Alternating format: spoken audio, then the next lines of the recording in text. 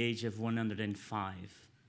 And so when he died, they get into the little book of his address book, and he had around 44 doctors listed in his address book. So from the one to the first was not the friends, was the doctors. And one of the doctor, his main doctor was called Professor Fonseca. And we know that we have Antonio Fonseca here today with us. He was not the same, but he was a great doctor, and he was the one that he really trusted. So I'm delighted to have you here to talk about aging. I'm delighted to have you here actually with the UK, our partners, our allies, and I've lived through a lot of struggles. And one of the really interesting things I always feel about the UK is this relationship with Portugal that really helped me along the way as a commissioner, because it's really a long-standing relationship. The way we look to our British friends as Portuguese people and the way you look at us is very different from other relationships of the member states. And I used to say that if you look at the Windsor Treaty was signed on the 9th of May of 1386. And the Schuman Declaration was also on the 9th of May, 1950. So there's this link, a very strong link between all of us. But aging, you know, the more life goes by, the more I think about aging and my own aging. You know, aging is not an issue. So if you think, I mean, you talk about the conference, you're going to talk about aging. But aging is always there. It's part of our life. What I think is an issue is that with time, aging really became a multidimensional phenomenon. Before, aging was really about the factor that you were just aging, that in the last 300 years, our expectancy of life was 40 years old, and suddenly we got to live better and more. But that was the point. And so if you look at that puzzling 50 years that we've gone through, and you think that our life has changed for better, this is really a major achievement. But the point today that I think will be the point of this conference is not about the aging, it's about the quality of that aging. And that's one of the things that we really care at the Gulbenkian Foundation. And if you look at really the statistics, and in Portugal, it's very interesting to look at those statistics of aging. When you look at someone in Portugal that gets to the age of 65, that person will have ahead of her or his life 8 years if he's a man and 7 years if it's a woman in terms of quality life after 65. And the European average is actually 12 years. So in Portugal, with our life expectancy, today the point is that how are we going to live those 7, 8, 10, 12 years after the age of 65. And that's one of the things that we worked at the Gulbenkian Foundation. We worked at the level of our UK delegation, and I wanted to have a word here for the work that we've done there, and then more in terms of our strategy, our global strategy of the foundation. Let me tell you a word about what we do with the UK and with our delegation. We have chosen 3 very important topics to work with the UK delegation. They've done an amazing job in terms of dementia, in terms of loneliness and isolation, and third, in terms of intergenerational relationships that we have as points of that quality of life. So you see, we look at basically creating that awareness. And one of the examples in the UK was this campaign called the Campaign to End Loneliness. And I looked at the numbers, one of the things that really struck me is that the evidence shows that loneliness is as harmful as smoking 15 cigarettes a day. And more than that, it can double the risk of dementia. So just awareness of the problem that loneliness today is for the people that are aging is something that we should care.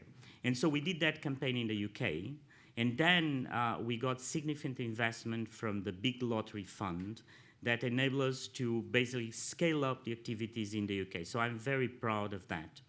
But in terms of our global strategy in the Gulbenkian, we really want to have a global strategy that is based in 3 pillars for aging. The first is about the promotion of healthy and ways of living. And that is one of the things that I care, because I'm from a little town in the south, Beja, and we now have 16 projects. And I looked at those projects, and those projects are exactly what I think we need, which is community-based projects. My mother is 85, and I'm not there. She needs someone to go and see her every day.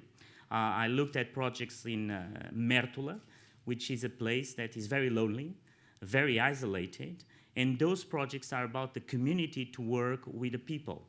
And so I think those projects, and we have here Professor António Fonseca, that is our consultant and is responsible to monitor these projects, they are exactly about creating solutions that are community-based, which is something that in Portugal we have trouble to work sometimes with a community-based interest. And so you have to push it. We have to push it in Portugal, and we, the Gulbenkian Foundation, will push for it. The second one is about the support of carers, people that care of old people, senior people that don't have anyone to take care of them. And one of the numbers that also struck me is that in Portugal we have one of the highest number of carers in Europe. 800,000 people are in Portugal carers, informal carers, sometimes with no expertise, sometimes with no training. And so it's our motto and our objective to really help them, to train them. And when you look at it, it's actually also about our culture. I remember Alex Ellis, a former UK ambassador, talking about that Portugalidade. And I think that the concept of carer is a very Portuguese concept, because a lot of these people, they care for the families, for the neighbors, because it's the way we are. And so we want to train them more. And third, and not least, the point on the violence against older people. This was a point that was quite unknown for me. And so I went into looking at the problem before coming here. And I think that the way that you can see today, the abuse and violence, not just physical, but psychological, financial, neglected behaviors that we've noticed more and more, will be a problem that we have to invest, and the Gulbenkian Foundation will invest. So more than 80 professionals from different areas with interest and committed to the problem have been working in a think tank since January 2019. And we will look at the recommendations that they will give to us, and we'll basically act upon those. So ladies and gentlemen, thank you very much. I think longevity is really something that we will work more and more together here at the Foundation. We will do it with partnership, as always, with the government. And so that's why also I'm very happy that the Minister, Mariana Vieira da Silva, which is someone that I appreciate very much, is here today with us also to tell us about the plans of the government. So thank you very much, and welcome to the Gulbenkian Foundation.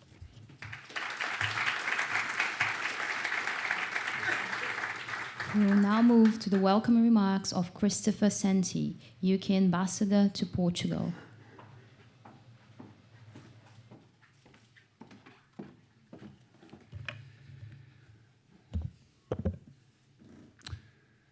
Senhora Ministra, Dr. Carlos Moedas, caros convidados, senhoras e senhores, ladies and gentlemen. It's a great pleasure to be here this morning to speak at the opening of this event on healthy aging.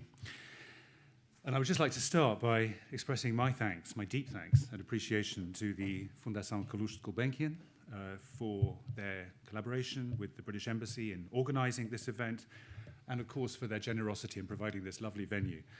It is a great privilege to work with such a wonderful and prestigious professional partner. Thank you. We're very honoured to have it with us this morning Doutora Mariana Vieira de Silva, Minister of State and of the Presidency, is a senior member of the Portuguese government with responsibility for the strategic demographic challenge that Portugal faces, which of course is an area of policy that links very directly to what we're here to talk about today. And of course, Carlos Moedas. Carlos, it's always a pleasure to be with you.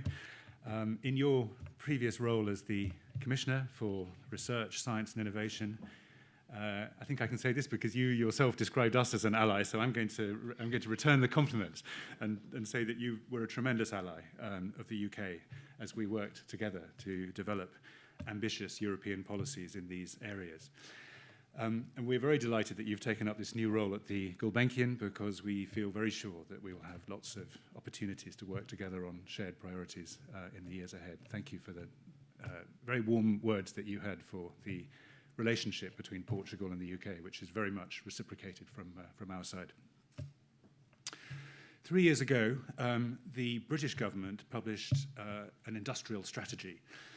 It's probably not the kind of document that most people have on their bedside table, but it does set out a very compelling, I think, vision of how our country and its citizens can embrace and benefit from technology and technological change, helping businesses create better, higher-paying jobs in every part of the United Kingdom, with investment in skills, industries, and infrastructure of the future. And it identified 4 grand challenges which were designed to steer our economic policy and our priorities, while at the same time demonstrating leadership internationally. And those areas are artificial intelligence and big data, clean growth, the future of mobility, and meeting the needs of the aging society. And 3 years on, that agenda feels, if anything, even more relevant than it did 3 years ago. And of course, another strong theme of the strategy is partnership, recognition that it's only through strong partnership between governments, both central and local, businesses, academia, and civil society that we can respond to these great challenges of our time. And my job as the British ambassador to Portugal is all about partnership between countries, in this case Portugal, our oldest ally, and our closest friend in Europe. Portugal is a profoundly like-minded neighbour for the UK, with whom we have very much in common, including, I would argue, those same strategic challenges that I've just described. And I think there are many ways that our two countries can work together on this shared agenda, deepening trade and investment flows, developing collaboration in science and innovation, by strengthening links between our universities and our research institutes, but above all, by bringing people together. And that is, of course, why we are here at the Gulbenkian today, so that we can discuss and share knowledge and experience in the context of addressing the challenges of our aging society. Aging is a fundamental question for our future, in Portugal, just as in the UK, and indeed in all industrialized countries. And according to Eurostat, in 2050, those aged 55 years or more will account for 47.1% of the population in Portugal and 35% in the UK. And I think we should not underestimate the scale of the change that will bring to our societies and the new challenges our governments and public administrations will face, notably in the areas of healthcare and social protection, where we're going to need radical and new policy responses. In the UK, we've established a goal to ensure that people can enjoy at least 5 extra healthy, independent years of life by 2035, while narrowing the gap between the experience of the richest and the poorest. And we aim to achieve this by helping support people to remain in work for longer, by building markets for consumer products and services that better meet the needs of older people, and by driving improvements in public health and innovation across the social care sector. And so far, the UK government has announced over £130 million of investment to support healthcare innovation, including £69 million through UK Research and Innovation's Strategic Priorities Fund, to unlock new treatments that allow people to lead healthier and longer lives. And it has also part-funded the new National Innovation Centre for Ageing in Newcastle. This was set up in 2014. It's a new institution that's uniquely positioned to optimise the opportunities provided by our changing demography and you'll be hearing more about this in the next session. But looking forward, addressing the challenges posed by ageing and the ageing society can only become a more important priority for our countries. We need to address this together. We need our health professionals, our policymakers, our businesses, and our researchers in Portugal and in the UK discussing, sharing experience, sharing best practice. And that is what today is all about. So, ladies and gentlemen, thank you all very much for being here today. And it's now, I think, a great pleasure for me to give the floor to the Minister. Minister, thank you.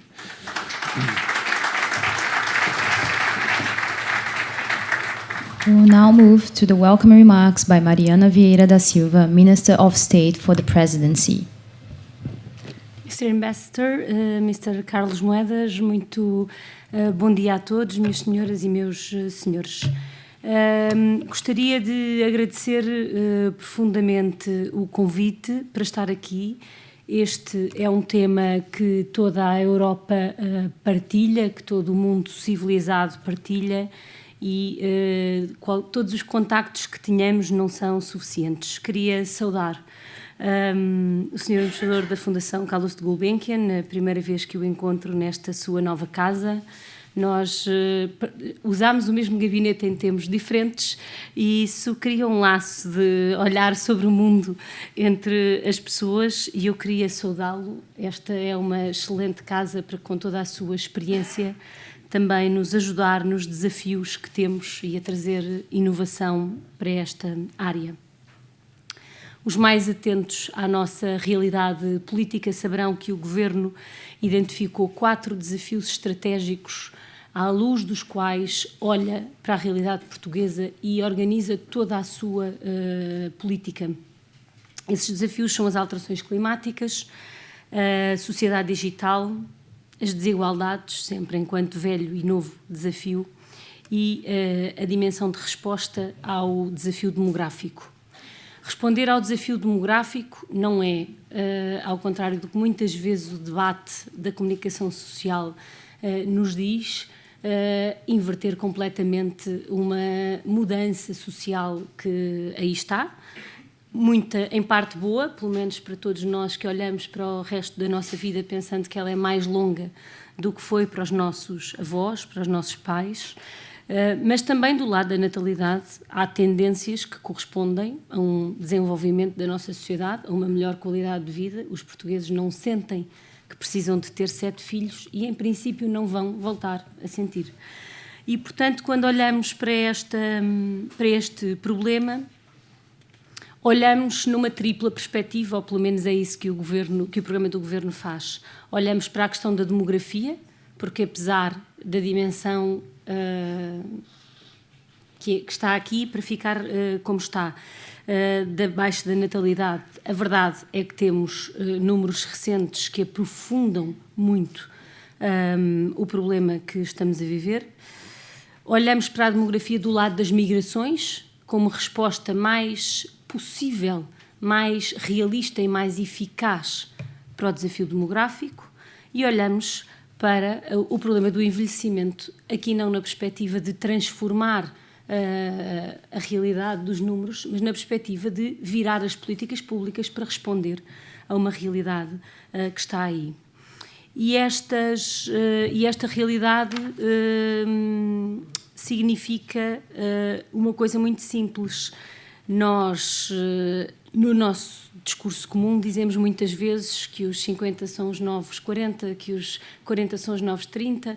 Esta é a minha preferida neste momento, mas rapidamente evoluirei.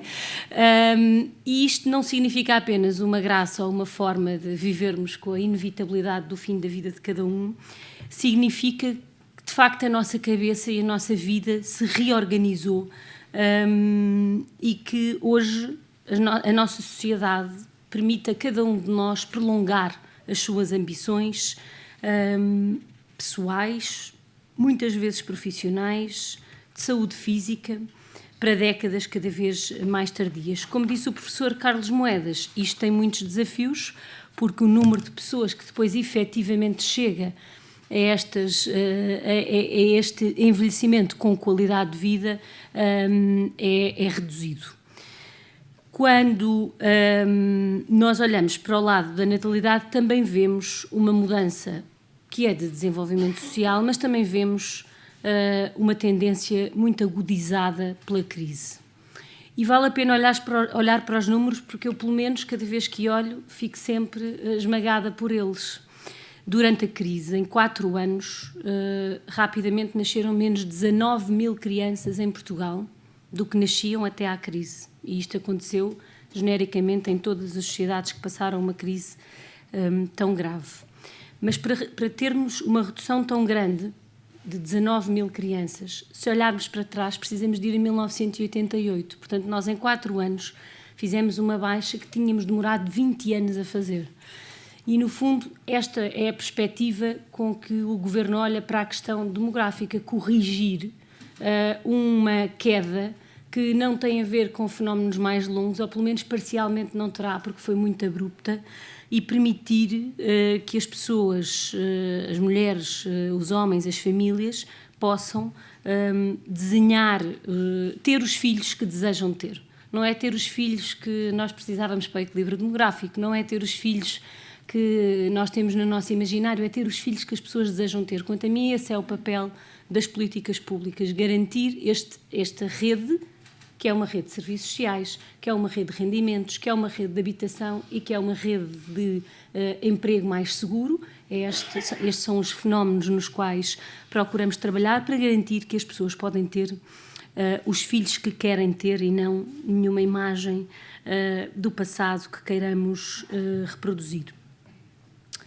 O envelhecimento afeta, obviamente, toda a nossa vida em sociedade, afeta desde logo a sustentabilidade dos nossos sistemas sociais, mas aqui têm já no próximo painel um grande desenvolvimento deste tema, mas afeta também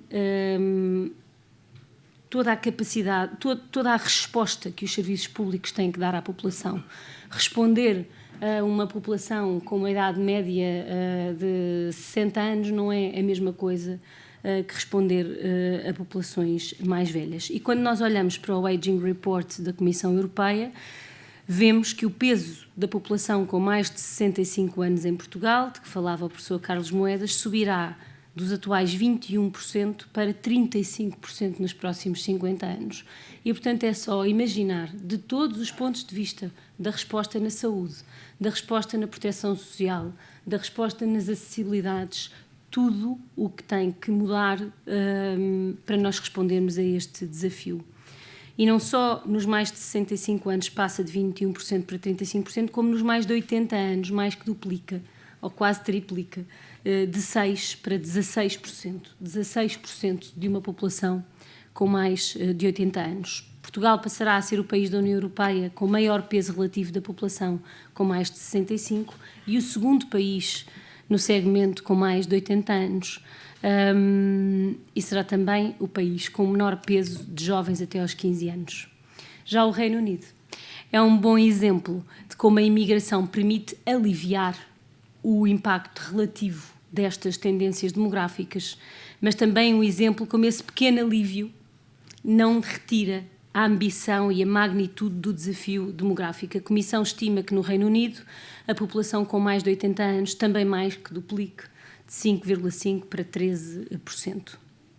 Estas alterações têm natural repercussão nas respostas que os Estados precisam de assegurar, desde logo na saúde, também na segurança social, mas também nos projetos de formação ao longo da vida, porque falamos menos destas dimensões, mas sabemos que para um envelhecimento ativo e de qualidade, as dimensões de formação ao longo da vida, até de pontuar a vida mesmo depois da reforma com algum trabalho, ou as dinâmicas mais conhecidas em Portugal como as universidades séniores, são respostas que nas cidades já existem, mas que de facto noutros sítios, em Beja, ainda carecem de uma rede substancial. Sem surpresa, face a este cenário demográfico, Portugal é o segundo país em que, de acordo com o Aging Report, a despesa com a saúde mais vai crescer, mas está aqui o professor Pita Barros que apresentará a sua muito interessante visão sobre este assunto. E segundo as projeções, a despesa com saúde subirá 2,7 pontos percentuais do PIB, 3 vezes mais do que a média da União Europeia. Com um desafio com esta expressão, as respostas são igualmente desafiantes, se não mais, e eu queria só elencar algumas das respostas que estão contidas no programa do Governo, algumas das quais já com sinais neste primeiro orçamento. Bom, a primeira resposta é ainda e sempre o combate à pobreza entre os idosos.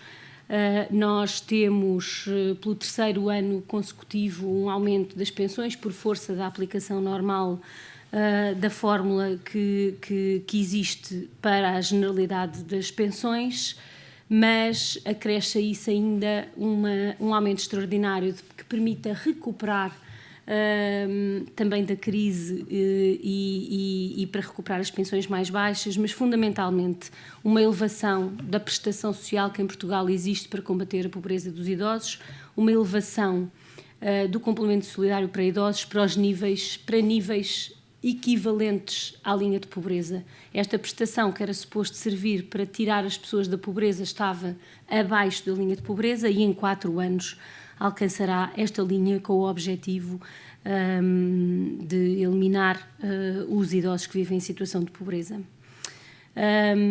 Faz também parte deste plano um tema de que o Dr. Carlos Moedas falou, uma estratégia nacional de combate à solidão, ajustada a diferentes contextos demográficos. Este é um dos desafios mais relevantes que temos, não apenas uma população a envelhecer, mas cada vez mais uma população que também vive em ambientes mais isolados e, portanto, a ligação entre a desertificação de partes do nosso território e o envelhecimento traz novos desafios que têm que ser respondidos com uma rede social muito presente, com uma colaboração das autarquias muito significativa, mais significativa do que a que hoje existe, das IPSS, das fundações, de todo o terceiro setor que está no terreno, mas também de maior articulação entre a saúde e a segurança social, a rede que existe para precisamente tornar menos isolados os mais idosos, de que faz parte a GNR, a segurança social e a saúde, têm que se unir e tem que funcionar efetivamente em rede para melhorar a nossa capacidade de resposta. Também têm que ser melhoradas as respostas públicas de cuidados domiciliários e aqui contamos com uma ajuda muito significativa da inovação e da tecnologia, que pode facilitar pelo menos o controle e o acompanhamento à distância para que os contactos físicos depois possam complementar. E aqui aproveito para recordar o sucesso que tem sido a implementação de diferentes projetos de hospitalização domiciliária em algumas regiões do país e o potencial que podem ter para, por um lado, retirar as pessoas dos hospitais, com tudo o que de bom isso implica, mas também manter um contacto mais próximo em casa. A duplicação do investimento em respostas de cuidados continuados e integrados, de que o orçamento dá um primeiro sinal. E também o desenvolvimento de projetos piloto de unidades móveis com equipas mistas entre a segurança social e a saúde e com equipas de saúde familiar que possam fazer este acompanhamento. Estas medidas acrescem sempre um conjunto de medidas mais universais e transversais à sociedade portuguesa que beneficiam todas as idades, mas também os mais idosos. A primeira é, de facto, uma aposta forte nos cuidados de saúde primários e, deste ponto de vista, o programa de governo tem previsto a universalização do modelo das USFs. Está muito estudado o potencial que tem uma aposta forte nos cuidados de saúde primários e a capacidade que estes cuidados têm de fazer um acompanhamento mais próximo dos utentes, de melhorar a detecção precoce de doenças crónicas e de potenciar a promoção de estilos de vida saudáveis. A segunda de que queria falar e de que falamos menos vezes é a da redução dos preços nos transportes públicos. A medida do passe social único, para utilizar a expressão mais comum, teve um efeito muito positivo, principalmente nas comunidades das áreas metropolitanas de Lisboa, mas em várias CIMs de norte a sul do país. E quando olhamos, por exemplo, para a forma como a venda de títulos a pessoas com mais de 65 anos subiu, sabemos também o que é que estamos a fazer pelo isolamento, que não é só nos montes alentejanos, é muitas vezes nos segundos e nos terceiros andares de prédios de Lisboa, de pessoas que passam semanas sem sair, só saem para ir ao médico. E quando olhamos para os números, vemos que houve um crescimento de 56% na área metropolitana de Lisboa e de 35% do Porto, 56% na área metropolitana do Porto e 35% em Lisboa, que colocaram mais 53 mil idosos a usufruir dos transportes públicos.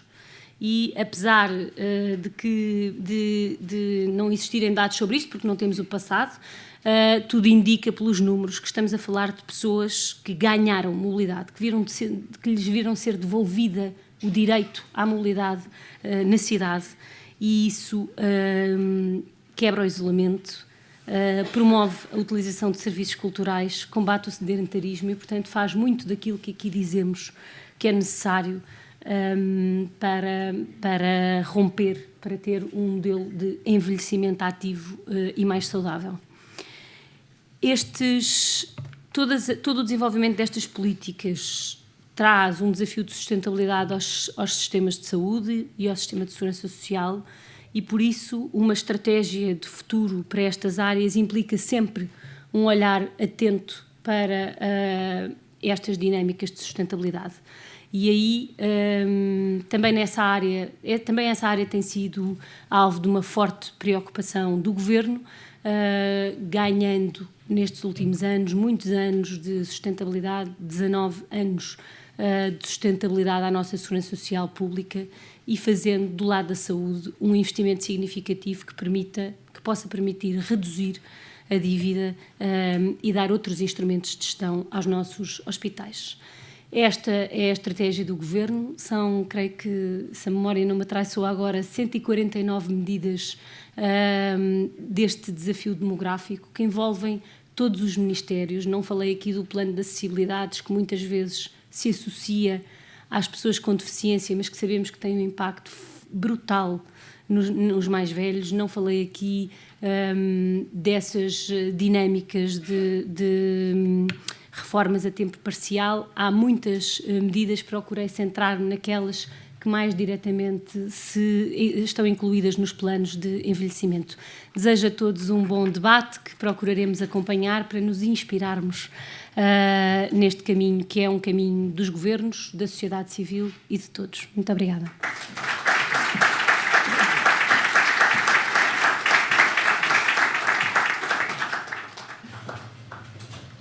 We'll now move to the session Aging Society Grand Challenges, moderated by Pedro Pita Barros from Nova School of Business Economics. With the speakers Asghar Zaidi from Oxford Institute of Population Aging and Government College, University Lahore, Patrick Bonnet from National Innovation Center for Aging, and Rodrigo Cunha from Portugal's Multidisciplinary Institute for Aging Project, Faculty of Medicine, University of Coimbra. Okay, good morning everyone, and we have a particular challenge, which is not a demographic challenge, but it's a time challenge at this point. I will not cut the time for the speakers. I will give them 10 minutes, and then if you have questions, I ask you to just be very brief or leave them to the end. I think it's important that we hear them. So I'm not going to do large presentations of their CVs. It will take the 35 minutes for each that we had allocated for this session. So without much talking from my side, I'll just introduce Asghar Zaidi, which is a researcher of the Oxford Institute of Population Aging. Asghar, the floor is yours. Good.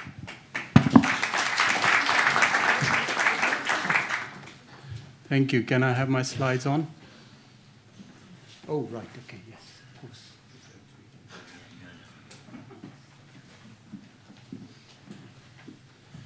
Well, in the short time I have, what I will do is very quickly summarize what work we have done for the European Commission project, in which we have tried to measure how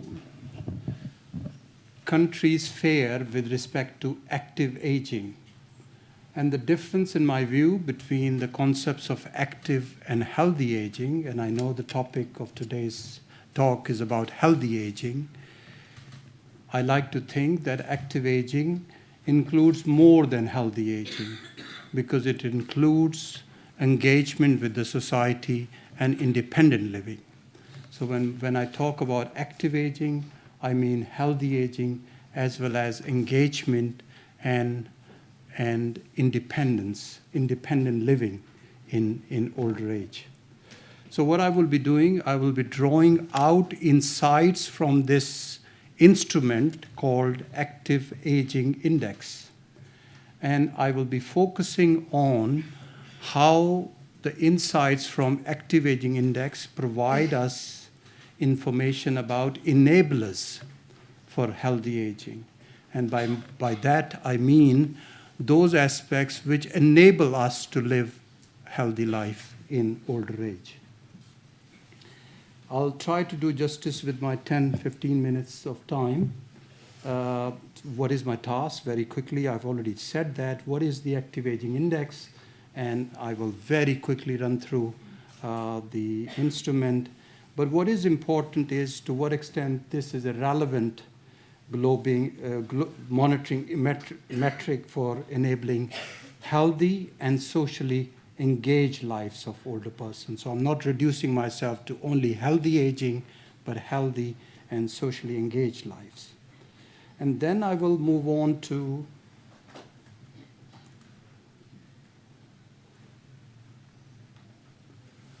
providing some insights on enablers of healthy aging using the Active Aging Index evidence.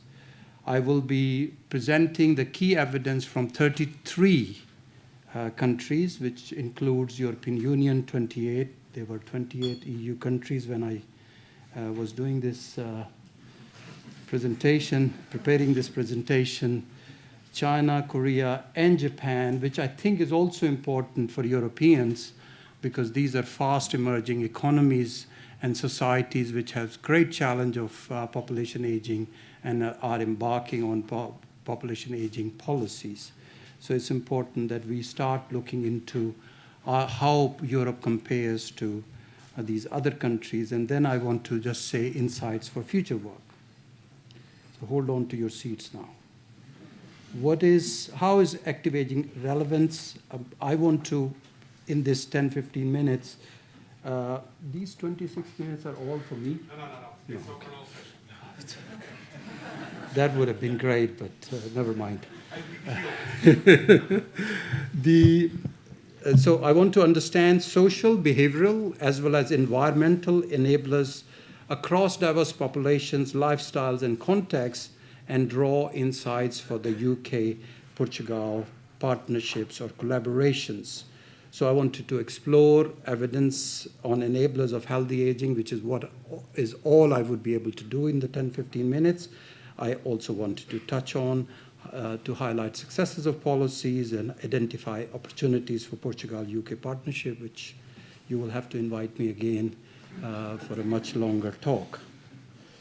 What is Active Aging Index? And this picture will tell you everything that you need to know about Active Aging Index. These are basically 22 different indicators which are then synthesized in a single number. And that single number right at the top is called Active Aging Index. Think of this as a pyramid. The indicators are the basis, and on that is those indicators then summarized to get to the top of the pyramid. And so you could look at the number top of the pyramid to see how Portugal compares with the UK or with other European and East Asian countries, and then try to find with what respect one country does better than the other country. And that is the main benefit of doing this kind of analysis, because then you could say to what extent employment aspect is better in the UK than in Portugal, and what learnings one can draw with respect to that what Portugal can learn from UK in that respect, or if social participation is poor in one country comparison to the other, what might be good policy practices you can learn from the other countries. And that's my premises here. that in individual indicator analysis, you're not able to draw that kind of policy priorities insights. But if you put them, these index in this kind of composite index type summarization, then you could draw insights what one country can learn from the other country. And majority, I don't have time to go into details, but you could see 4 pillars on which this pyramid is built to get to the top. One is the employment pillar, the other is the social participation pillar, and then independent living and capability enabling environment. And now, had I been restricting myself to healthy aging only, I would have left out social participation, employment, and those, I think, are important enablers for healthy living in later life. But also, independent living is very similar to many of the healthy aging indicators, and certainly access to health services, activities of daily living, and instrumental activities of daily living. And then we get to the enablers, or enabling capacity. Capacity requires that you live a long life after retirement, and then you have healthy life. But you also have subjective well-being, you have social connectedness, you have physical safety.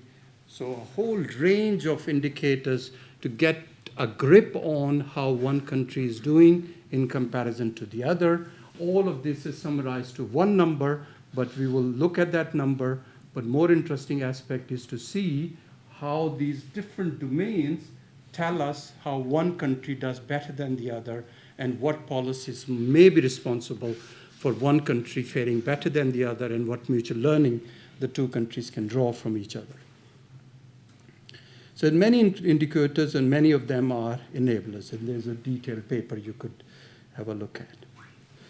Second part. So this is very short and not very clear, but you could see, if I could come, that UK does quite well, is amongst the top performing countries, 7th in the total ranking of 33 countries, which is 28 EU countries plus 5 East Asian countries. Portugal doesn't do that well. It's actually ranked in the lower cluster of the countries. If we were to look at just the overall ranking, so overall ranking 7th for the UK, 21st for Portugal. But as I said, one should not waste too much time just looking at the top of the pyramid number, because that's summary of many different indicators, and one should be looking at how Portugal compares to the UK with respect to employment pillar, with respect to social participation pillar, with respect to independent living pillar, and because that would give us some hook by which we could draw some learnings. And if you were to compare almost in every respect, Portugal ranks lower than the UK. There's one aspect where there is a big, major difference, which is the social participation. So what do? We need to break it down even further to understand why Portugal fares so poorly in comparison to the UK in this respect.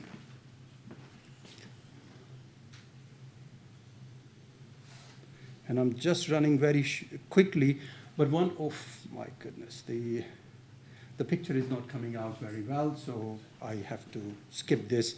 But there's one other element which is that active aging index for men is higher than women in almost all countries, especially in Southern European countries, including Portugal. And gender differentials are mainly driven by the fact that employment and pension income for current cohort of older women is low.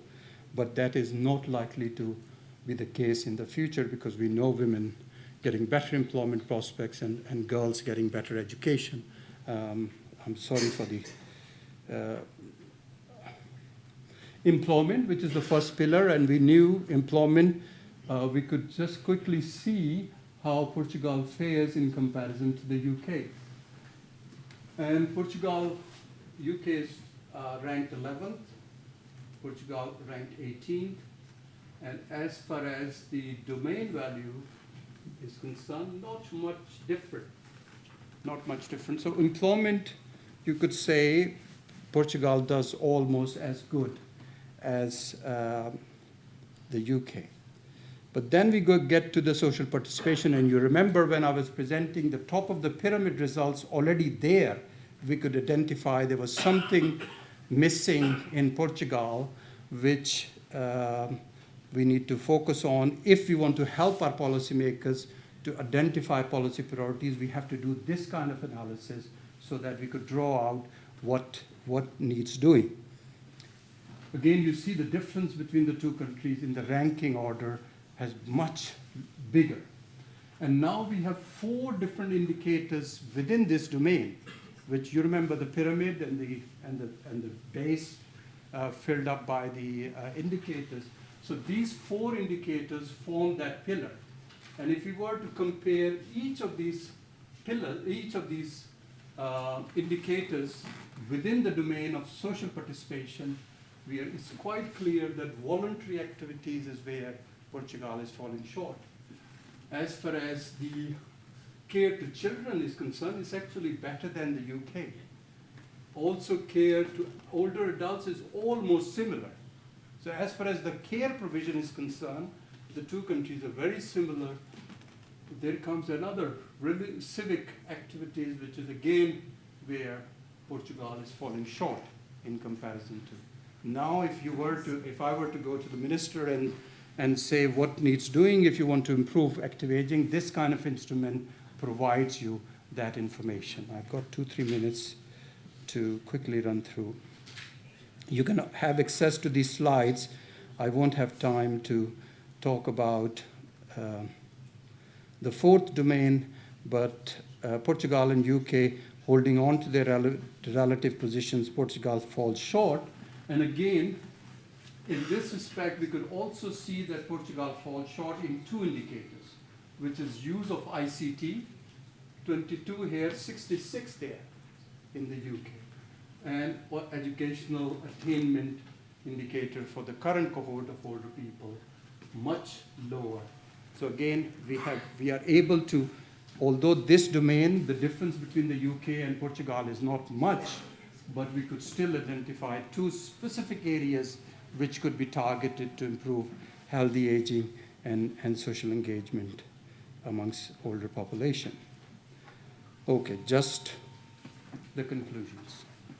So what key insights we can draw for the future? One is that the norms and context matter strongly in enabling factors of healthy aging. I'm not proposing here that all Portuguese become British or the other way around, but I'm saying that the 2 countries which have a very strong association, Ambassador just mentioned one of the closest and the first partnerships between the 2 countries, so the 2 countries can learn a great deal from each other. But despite that, you have to keep in mind when such matrices or indicators are presented, they are presented without due care for differences in culture and norms. You have to keep that in mind. That said, the first goal of all the policies towards promoting active aging in Portugal should be to reduce intra-country gender differences. Even without aiming to attain the levels of the UK, Portugal can go about reducing gender equality in each of these indicators, each irrespective of gender. Each individual in older life should have an equity towards opportunities for active aging. The second goal for a policymaker should be that one should draw such, and I could only present very briefly the learnings that you can draw from such cross-country comparison. One could go into greater detail of picking up the differences in the 2 countries, then going back to look at what policies may have resulted to these differential outcomes in those indicators and what possible ways those good policies could be replicated. But I also say, and I've heard from the minister and others, how worried you are, how concerned you are towards the challenge of aging.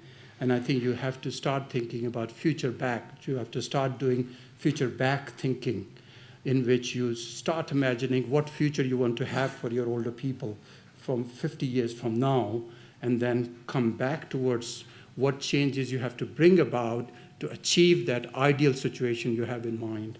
And for that, I would say we need better data, but also we need better instruments like the Active Aging Index and microsimulation models, which could help us understand what future holds if we stay on the current path or if we change the path to a better policy.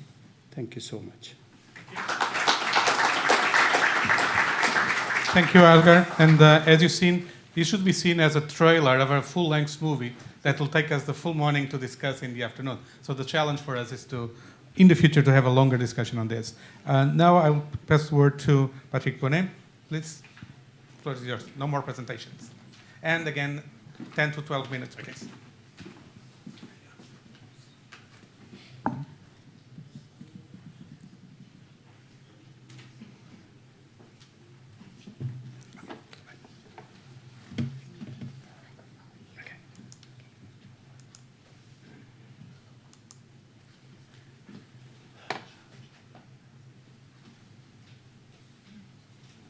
So if you just bear with me while I find my presentation.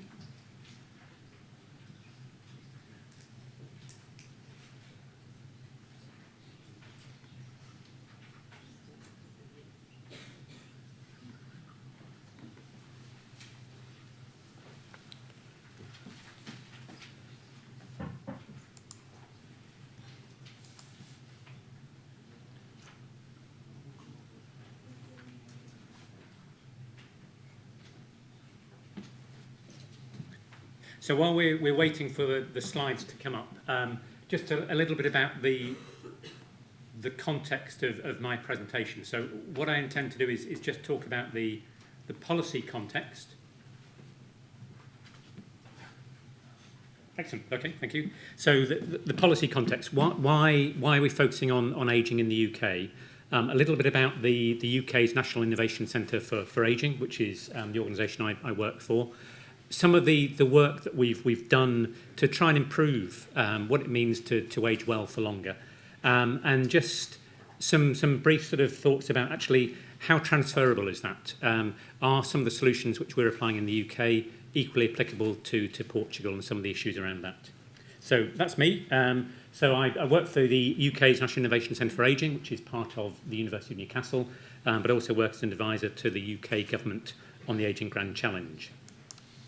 So we all know the statistics. I don't need to go into that in any great detail. In the UK, every child born today, if there were 100 of those, 30 of them in this room could expect to live to 100. So ageing is something which, whether we like it or not, is affecting all of us. So we kind of need to get it right. I'd quite like to have a good life as I age.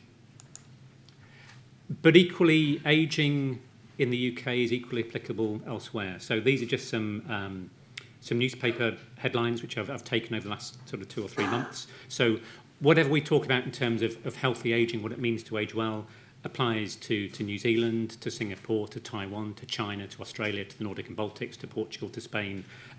It is a challenge, but it's also an opportunity, which is a global one. And that was recognised by the UK government. So as we heard earlier when the ambassador spoke, the industrial strategy of the UK government identifies healthy ageing as one of the 4 grand challenges. And I think interestingly within that, there's also a recognition that it's a societal challenge, but also it's an enormous global opportunity. So if we get this right, then businesses have a huge potential opportunity, which is in everyone's interest. I mean, it develops markets, but also develops markets which help us individually to age well. And that's key to the UK government's industrial strategy. Not only the societal challenge, but the economic opportunity which comes with it and the global opportunity. And I would argue that those two challenges and opportunities are interlinked. And I mentioned about the global consumer market, as my 2 daughters who are in their 20s continually remind me, I'm the one with all the money. It's not the younger generations, it's the over 50s who have almost 69% of all UK household wealth, significant proportion of financial wealth and property wealth. So there's a global market out there of the over 50s which wants products which help us all to age well. And I think it's really important. If we don't get this right, this is the future we might be looking at. Is this really what we want? Is this the best that products can do? I would argue that's not a future that I particularly want. So within the UK National Innovation Centre, our role is to help develop products which are co-designed with individuals. So rather than being supply push, it's older consumers identifying what their unmet needs are, what they would like to see in terms of future products which help them to age well. So we have a group of 15,000 what we call research active citizens who are recruited from across the UK, and they help identify unmet needs. They're involved in the sort of the co-innovation, the co-design process, and VOICE, which is this national network, which stands for Valuing Our Intellectual Capital and Experience, is a movement. It's an initiative which we're rolling out internationally. So if businesses are wanting to work on what the products are which help us to age well for longer, they have a group of those older consumers who are working with them. So our role is it's quite simple. We have a very simple definition of innovation. It's matching what's possible with what's needed to create social, economic value or social good or both. We work in a number of areas. So we work in consumer goods, health and beauty, applying age-inclusive design to public buildings, retrofit to multi-generational living. We've talked about intergenerational living before. Transport, public spaces. These are just some of the early priorities which we're working on. As the Ambassador mentioned earlier, there's been £40 million invested in the UK's National Innovation Centre for Ageing. So that's 20 million from UK government and 20 million from Newcastle University. And Newcastle University has about 600 researchers working in all aspects of ageing. And there's a physical building, which we call the Catalyst, and that's an innovation centre. That's a building where businesses come and co-locate with us. So they benefit from that sort of hyper proximity alongside translational and commercialisation experts. There's public engagement space. So there are exhibitions, events, which sort of talk to us about what it means to age well. We have a number of specialist facilities. But interestingly, we've also been very careful to ensure that the building itself is age inclusive. So how we've designed it, the wayfinding, the signage, the lighting, the choice of furniture, are all designed to showcase actually what public buildings can look like. If we have an ageing demographic, what might libraries look like? What are the key design considerations we might want to have in our council offices, our government offices? And the building is designed to showcase that as well. So some of the work we've been working on, you won't hear me talking about health tech or med tech or sort of pharma. One of the areas we're working on is future homes. What does a kitchen look like, which works across the life course? So if we talk about multi-generational living, 1, 2, 3 or 4 generations living together, how do you manage risk? So if you've got a child of 8 who's living with their parents who also have caring responsibilities, how do you manage that risk within a kitchen? So it works for someone who's 40, but equally it works for someone who might have early stage dementia. And if we think about the major interventions which any family has economically in its life, upgrading kitchens and bathrooms are two of the most significant ones. And if we think about maintaining independence, one of the key aspects which loses individuals their independence is the inability to live and to cook independently. My mother had dementia. She ended up in a care home because she wasn't safe to cook in her own kitchen. So, these types of things are hugely significant, but there's also an enormous global market opportunity. And it's interesting, we're developing a prototype of this kitchen, but there are other companies who are looking at that. GE Appliances in the US, which is part of Haier, which is a Chinese company, 13% world market share in white goods, are also looking at the future of the kitchen. What does that look like for an ageing population? So this was an article which was published in the Financial Times about 2 weeks ago, and I've got a small number of copies of information about the National Innovation Centre for Ageing, so if anyone's interested at the end, there's a copy of the article in there. We're working to develop a prototype with kitchen designers, so design is really important, and with an organisation in the UK called Legal & General, which is one of the largest financial institutions. And why is Legal & General interested? Well, because it's developing a new method of construction for houses, so modular homes, a modular sort of factory to develop and build homes within an internal working environment. So they're interested in the kitchens which go into that. So there are businesses who are identifying and recognising the market opportunity. we're working with them. I think the challenge for us is to grow that market so that more businesses come in. And just to finish on a really simple example, we've talked about isolation and loneliness. Well, why are older people isolated? Quite often it's because they can't use public space. You know, if you have limited mobility, certainly in the UK, and if you look at benches, public seating in our city centre areas, they're not designed for older people. They're not actually particularly well designed to sit on. They're designed either to deter rough sleepers, homeless sleepers, or they're designed as hard security features to protect buildings. So one of the first points of innovation we worked on was actually the bench, because older people said, well, actually, I want to use public space. I want to go out to use public transport. I want to go shopping. But actually, I have limited mobility, so I need to sit down every 100 metres. So we worked on a bench with them. And it looks simple, but actually there are 14 different innovations in this in the bench in terms of the greater seat height. So actually when you lower yourself up and down, that requires a certain amount of upper body strength. In terms of the colours, so if you have vascular dementia or early stage macular degeneration, that's quite important. It has a small notch for a walking stick. Apologies, it's slightly blurred, but a small sort of half-shaped, almost cup holder. So if you have a walking stick, if you sit down on a bench and your walking stick falls on the floor, that's not tremendously helpful if you've got limited mobility. So these types of things, this is actually now in production with a local SME, a local small company in Newcastle. But I would argue they're very visible, they're tangible examples of what innovation can do for an ageing population. So yes, it's not AI, it's not quantum physics, but if we want society to get a sense of actually what we collectively are doing for them and for us to age well, if every city had the equivalent of vitality benches throughout the city, so actually individuals could go out and use that public space, we would significantly reduce isolation, loneliness, the cost of the public purse in terms of healthcare inputs. So these are some of the companies we're working with. That's a photo of our new building. We'd love to see anyone who wants to come and visit. I think it's a really interesting public government policy intervention to actually build a physical asset to encourage that co-innovation. And we're very happy to welcome anyone that likes to come. Thank you.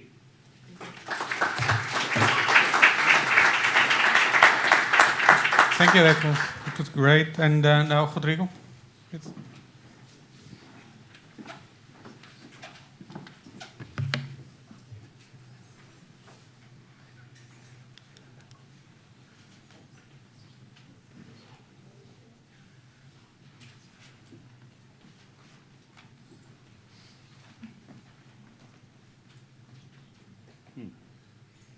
Seems to work. Great.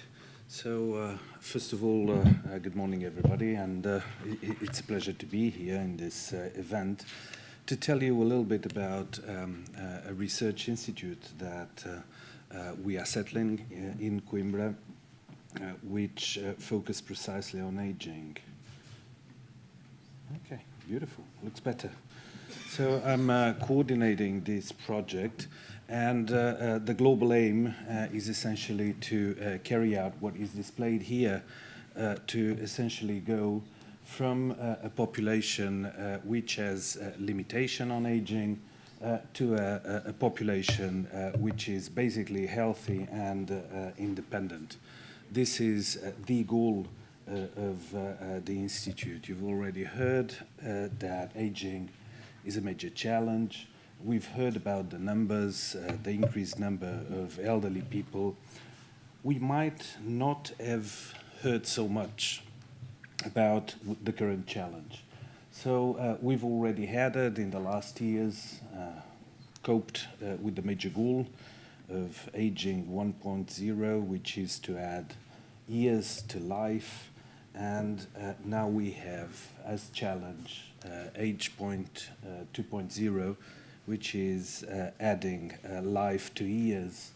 And this is due to the fact already mentioned here that a large percentage of the elderly population is afflicted with a large variety of chronic diseases that are associated from aging. Things like cancer, diabetes, osteoporosis, Alzheimer, frailty, and so on.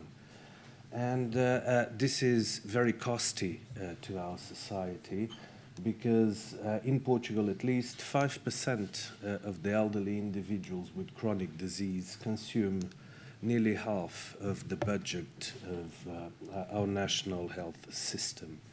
And what we do nowadays to tackle this problem of lack of health span is essentially to target each one of the age-related diseases independently. And this creates a problem of polymedication, and actually 1/6 of the elderly people admitted to hospitals in Portugal do so because of drug interactions. They take a lot of drugs because, unfortunately, some of the elderly people have a lot of chronic diseases associated with them. So we want to shift this paradigm, and the shift is based on the fact that for all those diseases, aging itself is the major risk factor.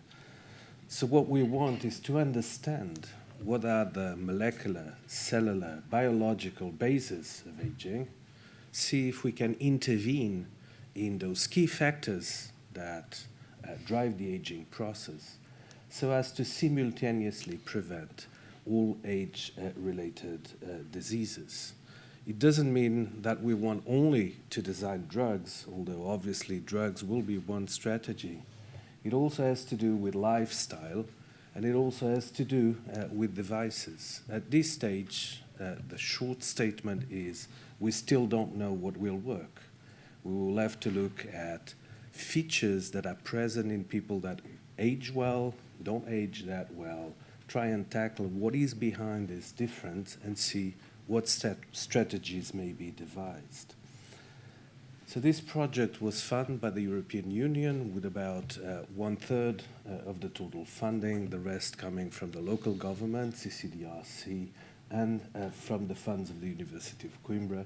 It's already a partnership with the University of Newcastle and the Faculty of Medicine in Groningen, as well as the University of Copenhagen and Mayo Clinic's Rochester. And we aim to hire new research groups together with one already existing group funded by the EU on biology of aging at the University of Coimbra to integrate in the biomedical arena in the central region of Portugal to try and address the quality of aging and identify the key factors.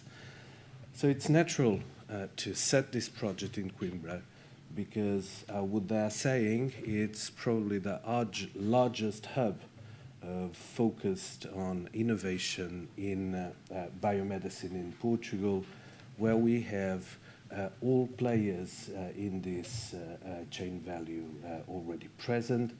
So the Institute will link closely with the Faculty of Medicine at the University of Coimbra, with existing research centers. This was the first research center in biomedicine set in Portugal, the Center for Neuroscience and Cell Biology, and the most productive one in terms of quality of output per number of people. We have units, namely Instituto Pedro Nunes, as well as Biocant, who are recognized at the European level for their quality in transfer of technology. We have the largest hospital in Portugal, Centro Hospitalar Universitário de Coimbra, and we have other centers dedicated to societal challenges and to economical challenges that will be natural partners. So there will be a new building. This new building is in the hub of biomedical activities, Faculty of Pharmacy. This is just the tower of the hospital on the back. The new institute, the Faculty of Medicine just behind, and a unit of imaging close by. And although not physically linked, we are close at heart with our other local partners. And the goal, as I told you, is obviously to build an open institute. We really want to be a hub of excellence focus on the biology of aging, linked with the societal activities within this center region, which is recognized as European level as one of the regions of excellence for healthy aging in Europe. We want, although this is difficult, to become a magnet to hook high-quality researchers, and brain drain is currently one of the major problems that we face in Europe. For instance, I have more than the double of my trainees now working in Americas and China, so I am losing all the people. I cannot hook them in Portugal, but we hope that quality of life in general may be the future attractor, since economy does not seem to do the job.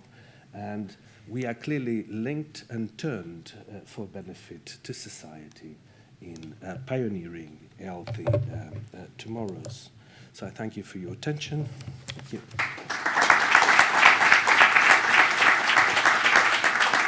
Thank you. We are short on time because we started late, but we still have a couple of minutes. So I'd allow one or two questions. And I warn you, if you don't have questions, I have many. So it's better that it comes from you. So who wants to have the first go on a question? Oh, okay. So let me... Sure. This index that you were telling us about, do you think that the relative weight of each one of the parameters that you quantified would be different in actually different countries? In other words, do you think that comparing directly, say, 75% in one country and 50% in another is actually different, or it might actually be a similar measurement according to different lifestyles in different countries? Well, thank you for your question, which is a very relevant and pertinent question, especially when you embark on cross-country comparison. To make sure that we are comparing the same metrics across countries, we have to give the same weights. That doesn't necessarily imply that I argue that those weights are equally valid in all contexts. But in my pursuit of transparency and making the index as effective as possible, I make available to all those who are interested in this a whole Excel sheet. And you could, by just clicking few points, you could change the weights. So if you think that more weight should be given in your pursuit of promoting active aging, you want to give more weight to employment, then you could decide how you place more weightage to that. So this is to make it flexible, because there are no weights that would be true for everyone. You have to choose something which is reasonable and then give flexibility to policymakers to change them if they need to. Okay, so let me start summarizing a bit of the session. And the first speaker, Asghar, just talked about motivating people to think about activating. It's basically social engagement. So in a sense, when we talk about healthy aging, that is not sufficient.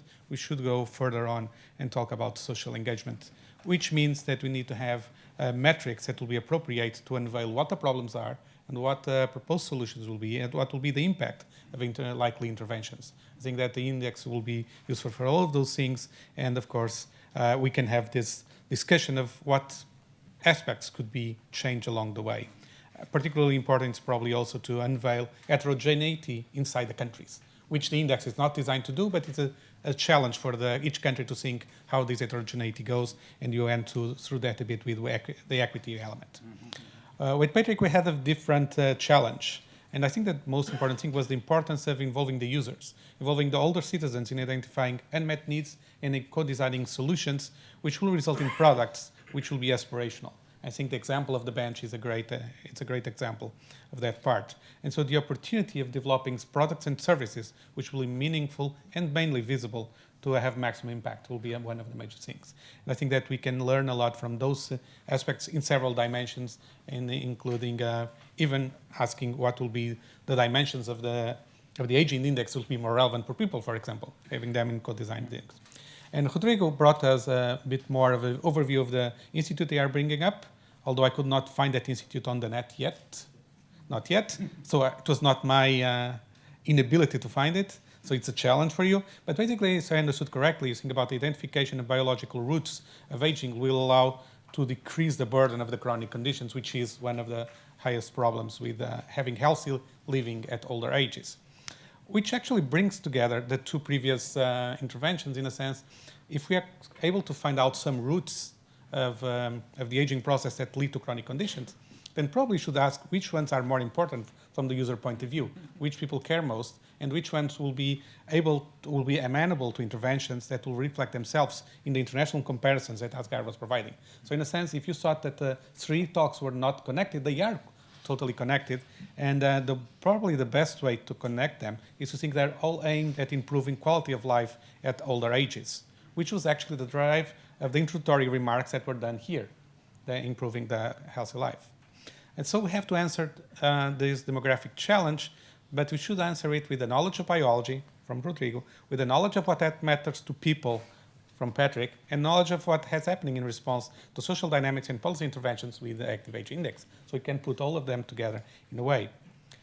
One important thing I think that I would like to stress here as a final note is that none of them put aging as mainly a financial challenge. All of them put them aging as a challenge in organization of society, of services, of our knowledge, and so that's where we should focus on, trying to find ways to answer that challenge on an organizational sense and not on a financial burden itself, which is mostly focused nowadays. So I think thank you all for these stimulating and inspirational talks, and I hope that we keep a good discussion of the afternoon and the rest of the sessions. And I think that now a new session will go on, but the off voice will come. If you have questions for them in the break, you can do it. Thank you.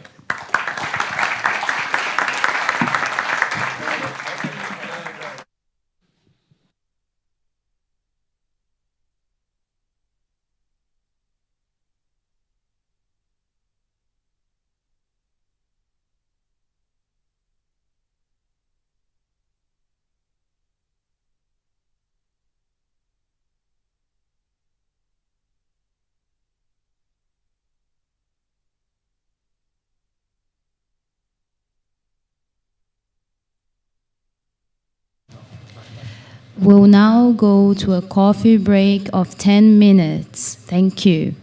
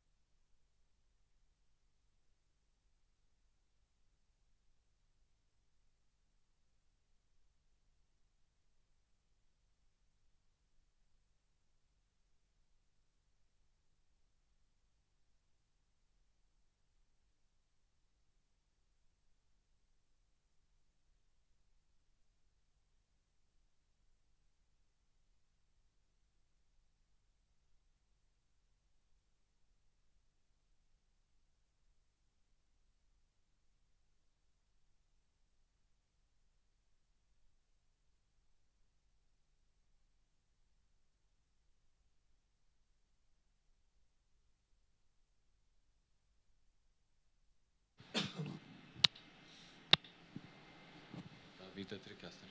Estás a fazer o... Estás a continuar a fazer o stream? Não, estou, mas está.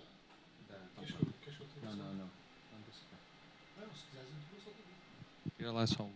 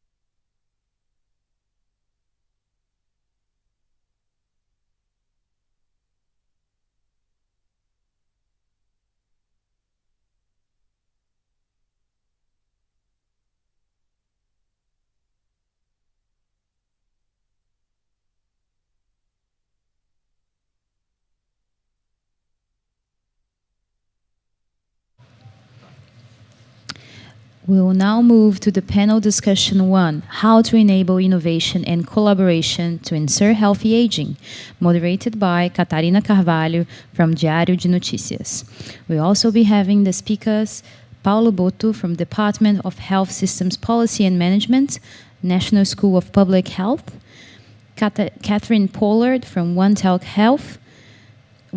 Tech, Nuno Almeida from Care Software Providers Association, and Joaquim Cunha from Health Cluster Portugal.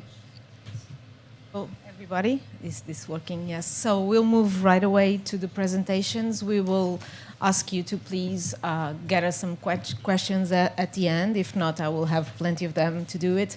I will also leave the presentations to the people who are doing the presentations themselves, because you know better than anyone else what you should enhance in your curriculum. So let's move to, I think it's Paulo first. Okay? Paulo, go ahead.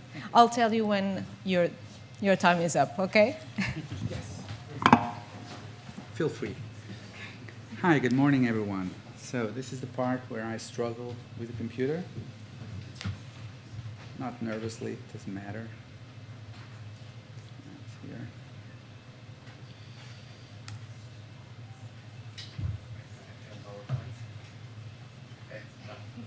Okay, so seems to be ready on my side. Oh, perfect. Wasn't that hard. So good morning, everyone. It's a pleasure to be here. Thank you very much to the British Embassy for inviting me for this event. And it's a pleasure always to be back to the Carlos Gulbenkian Foundation. Great place. So the challenge, we're facing a huge challenge this morning, which is, as the morning goes on, trying not to repeat what everyone else has said already. And I don't know if I will be successful, but we'll see. Anyway, I'm spending a lot of my precious time.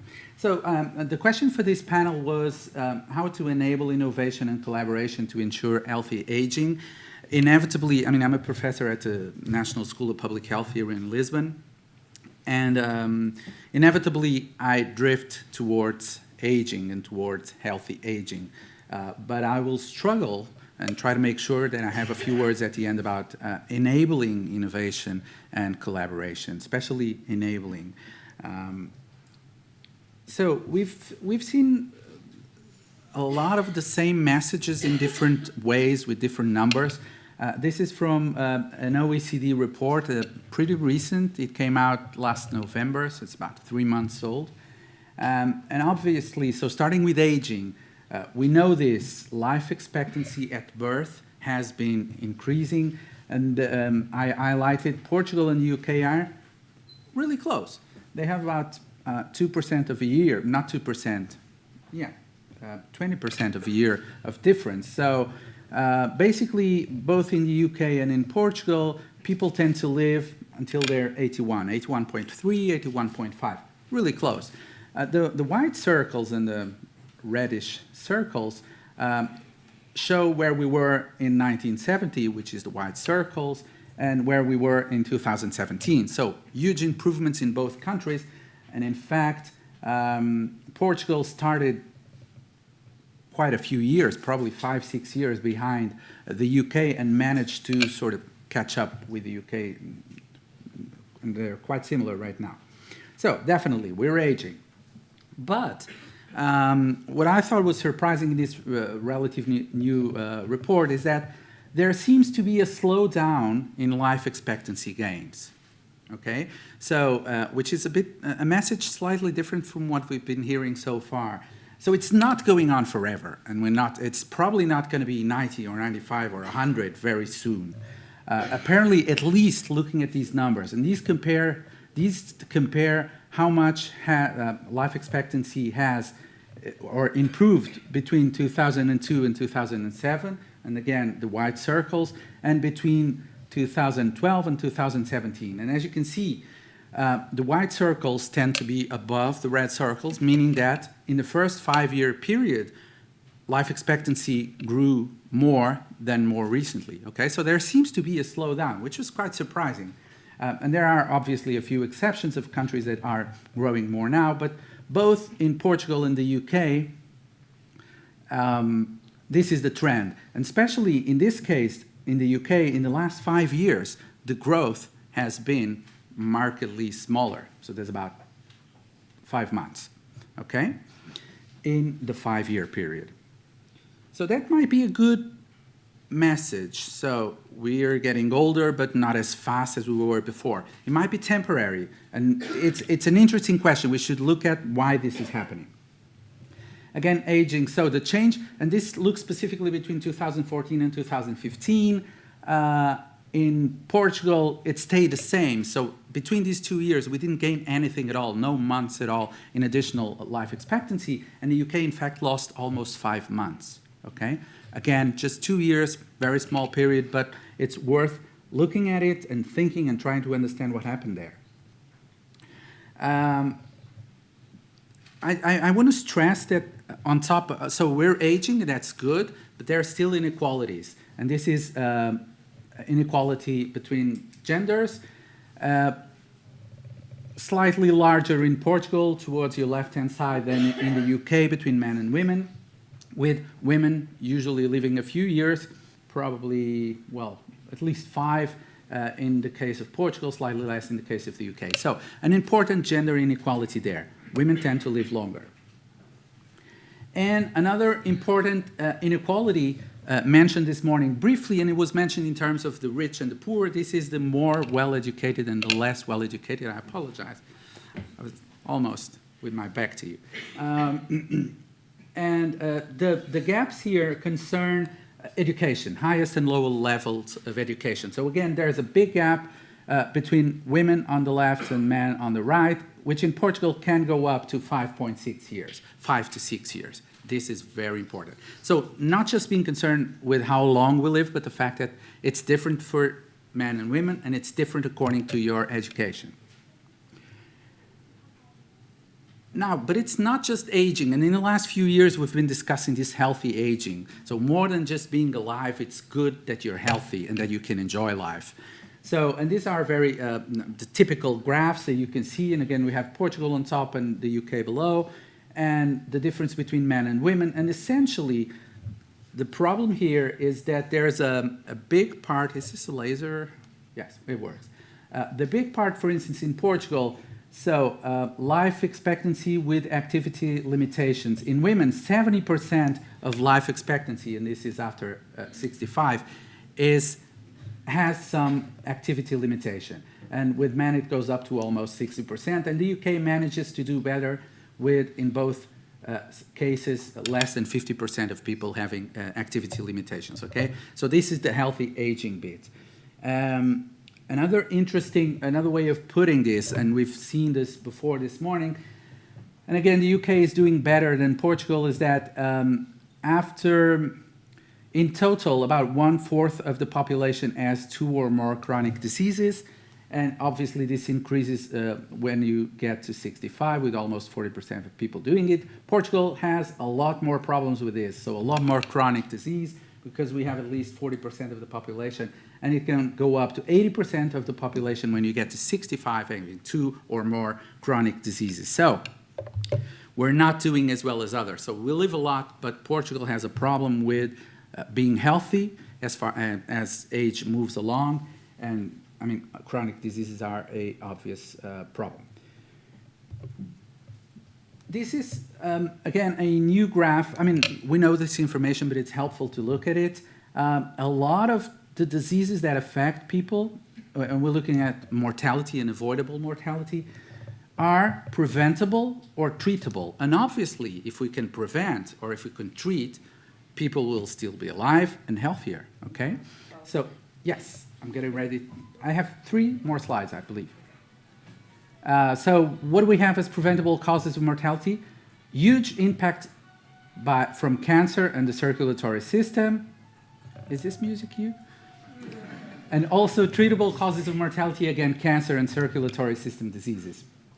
But we should also mention respiratory system problems and diabetes and alcohol and drug effects.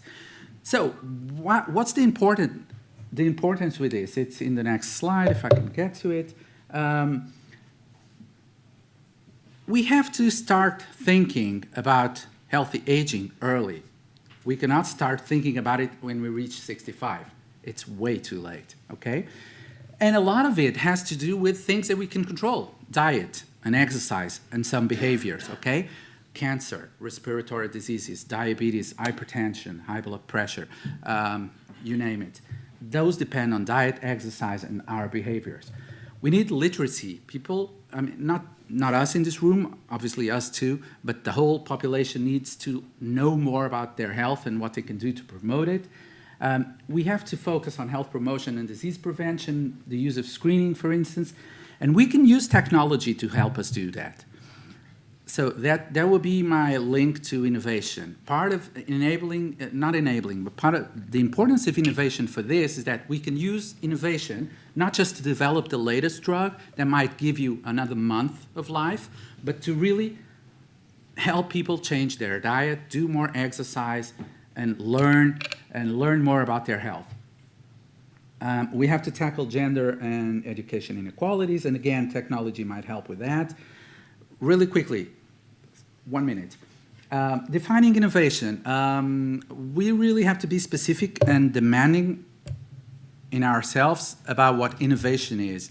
And the drug that just extends your life for another month is probably not a great innovation.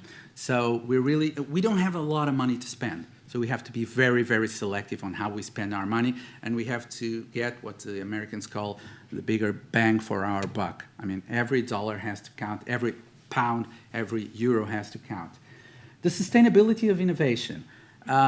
It's not very useful if we innovate so much and in such an expensive way that we cannot afford it, okay? So it has to be sustainable. And we have to find ways to save so that we can invest in more clever ways of using our money. And again, directing the innovation to where it's most necessary. We've heard already this morning about working with the communities. We need to redesign. We need to be bold and change the ways we are providing care. Healthy aging has nothing to do, obviously we need emergency rooms, but healthy aging has nothing to do with that. To get healthy older adults, we need to do very different things. And finally, my last slide on collaboration, a word on collaboration. There can be and there must be collaboration within the public sector, probably within the private sector, and obviously between the public and the private sector. Obviously, this only works when all the parties involved win something from the collaboration. Incentives, giving institutions incentives to collaborate might help. But I told you we're short on cash, right? So we have to think about this. And then we've heard a lot of this, and we will hear more during the morning. We need to test new ideas in a small scale, do pilot tests, and then assess them, and then decide whether we want to roll out and to expand those pilots or not, okay? So there's a lot of things to think about this. And there is a couple of provocations here so that we can discuss afterwards. Okay. Thank you. Thank you. So, Catherine, I think this cost-effective things must be of very much your interest. Okay. Was that a question for me? No. I was talking to Catherine.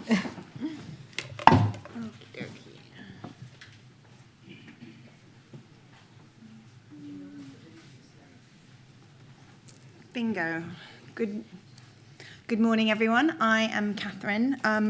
I am here representing One Health Tech, which I will spend the next few minutes talking to you about. But I also have a day job because One Health Tech is a community voluntary sector organisation that is the Director of Digital and Innovation for the Cambridgeshire and Peterborough Sustainability and Transformation Partnership, which is the partnership of NHS and local government organisations that covers about 1 million residents of Cambridgeshire and Peterborough. And I must say that perhaps listening more with my day-to-day hat on, there is a lot of the messages I've heard so far this morning have really chimed. So there is a lot of, I think, synergy in the challenges that we face back in the UK as we face here in Portugal. So, healthy ageing, really big challenge. Do we need some new approaches on how to tackle this? And so the first one is about One Health Tech. So as I said, One Health Tech is a grassroots organisation. I am here as a volunteer. And we are trying to bring together new partnerships and new collaborations for people who are interested in solving health tech challenges and to promote diversity and greater inclusion and representation. We have a lot of fun. We do a lot of evening events. We always find that conversation flows better if you have a beer or a glass of wine, even though that might not help with the healthy aging challenge. And we're also really trying to break down and I think try and get some of the really difficult topics heard. Some of these conversations can be quite stifled if people are kind of concerned about competing interests. And so one of the things we're really trying to do is be really informal and really bring together collaborations and partnerships across the different sectors in order to see if we can find some new solutions. So why does this matter? So I am actually going to talk a little bit about diversity right now. So there is really good evidence that having a diverse leadership leads to better outcomes. Groupthink is a problem. We need to be conscious of it. And in the UK, particularly in the tech sector, we have really significant challenges around underrepresentation of women and people from minority ethnic backgrounds. Yet we also know that we have a massive skills agenda. We heard earlier from the ambassador who talked about the government's industrial strategy. If we're going to deliver that, we need more people coming from STEM subjects. So we need more engineers, we need more mathematicians, and that means we need more women and people from ethnic backgrounds to basically get educated and enthused about this, which means we need to create some role models. And that's where One Health Tech comes in. So we've created a movement, and it's actually pretty much a global movement now. We do have One Health Tech outposts in Australia, as well as in parts of Scandinavia, and hopefully by the end of this morning we might have one in Portugal, if I am successful. But what do we do? There's a couple of magic ingredients, although there is a lot of flexibility to really think about how this is run at a local level. So one of the things is about mentoring. I spend a lot of my time mentoring. I am mentors from quite a lot of different social entrepreneurs. I love it. I get lots and lots back, and I learn from all of them. But I'm also seeking mentors myself. We create regional hubs. So I lead the Cambridge hub, which I'll talk a bit more about later on. But there are hubs all over the country, and each hub has got a very different vibe and runs in a very different way, much more reflective of their own community. So really building that community building spirit. We think a lot about accessibility, so we provide financial support to people who can't get to our events, be it because they can't afford the train costs or because they need a nanny to look after their childcare. So some of that is considered really important because we really want the events to be inclusive and people to not feel that they can't participate because they don't have time. People like me who are enthusiastic and stick their hand up effectively get free rein to run, but there is a lot of support from the central team, particularly Maxine McIntosh, who is the founder of One Health Tech, so that we never feel completely on our own. And we work a lot with partners, be it partners from academia, partners from industry, and I'll talk again about some of the support I've received in Cambridge, where I've been blessed with lots and lots of support from sponsors. And we're keeping it kind. Right, so where are we now? We have many thousand contributors. This has happened in a really short time. We have 100 volunteers. We run more than 50 events. So in Cambridge, we're trying to run about 6 a year. London's running 1 a month. Other hubs are running at different kind of paces. As I said, we're starting to create some international impact. And we are growing our brand globally, which is impressive for an organisation that is run on a financial shoestring.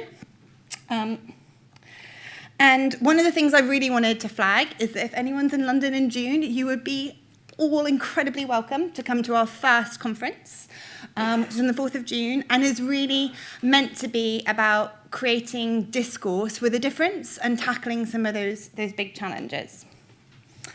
So, Cambridge. So I moved to Cambridge from London just over 2 years ago, and I came to work in the NHS, and I was super excited because I thought, brilliant, there's a world-leading university, there's a lot of tech, Amazon, Microsoft, they all have their research offices in Cambridge. It's really small, everyone gets around by bicycle, they've got a talk, right? And then I was really disappointed when I found they don't. And so I have spent quite a lot of the last couple of years trying to understand what's behind those silos and what can I do personally to try and break them down. And I was fortunate enough to be invited to a dinner where I met Maxine in the summer of 2019, so just 6 months ago, and she told me about One Health Tech, and I'm like, great, sign me up. So in the last few months, we have launched the Cambridge Hub. We are tackling some of the big themes that were highlighted in the industrial strategy, particularly around artificial intelligence and big data. Which really resonate with the Cambridge kind of areas of interest. But we are going to tackle some that we think are going to be much more provocative. So we want to do one around how do we design healthcare for millennials who are attached basically to their mobile phones, and there's a lot of research on object theory about mobile phones, and using video games to think about how you create healthy behaviors and healthy lifestyles and address some of the mental health challenges that we feel are going to be a rising tide if we don't start to stem it. We'll also think though about healthy aging and population health. We have some incredible academics based locally working on healthy aging. And to give you a specific example of how I've taken my One Health Tech principles and turned it into my day job, we have a couple of local grand challenges where we have really significant health inequalities. So they're very similar to the ones you outlined. They are dealing with type 2 diabetes and obesity, respiratory disease and cardiovascular disease. Now, we know that if we're going to change diabetes and obesity and lead towards remission, that means that's a whole lifestyle re-engineering. And we could put a huge number of diabetes nurses out there in the community, but that probably wouldn't have the impact. Whereas actually there is now strong evidence-based technology solutions that provide the behavioural nudges. They help people work out what should be in their weekly supermarket shop. They help provide literature and nudges. And they supplement the things that we can do as NHS providers. So we're trying to think how we can inject that sort of tech-based innovation into our day-to-day NHS service redesign. And certainly all the colleagues that I've met through the One Health Tech community and all the contacts I've got now with Microsoft and Amazon, with the researchers, has meant that I'm much more open to all those solutions that are out there. That's that. So that's pretty much what I wanted to say. This is a bit of a call to arms. If someone here would like to start One Health Tech Lisbon, or indeed One Health Tech Coimbra, considering that we're heading off there tomorrow, I would be delighted to continue the conversation. And thank you very much. No.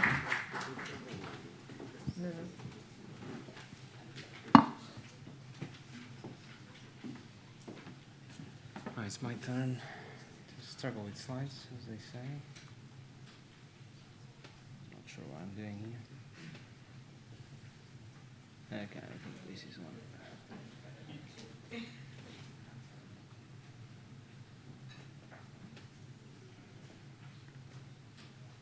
Oh dear. Right. Good morning, everyone. So my name is Nunu, and I mean, it's a difficult act to follow. Because obviously I've been following One Health Tech for a very long time. Maxine is one of my kind of old admired contacts in the London scene. I'm here to talk about CASPA, which is the Care Software Providers Association for the UK. Essentially, we found ourselves running companies that operate in some shape or form with technologies that support care teams in all sorts of different contexts. And realizing that the absence of guidelines, norms, kind of interoperability standards, and all those really boring things made for a scene within social care that put us at risk of having the same challenges that healthcare had, say, 10, 20 years ago. But I would like to set the scene. So what do we want to achieve as CASPA? So social care, and we could spend the next 3 hours talking about this, but social care can be part of the answer to address a more sustainable society when it comes to a skewed demographic. We're going to talk about numbers later, but clearly when we talk about social care being such an important part of a sustainable health and social care system, it's incredible that in this day and age, 80% of care providers within the UK still use paper as the main means for recording care, planning care, doing their day-to-day caring activities. So we want to promote continued growth of the use of digital technologies.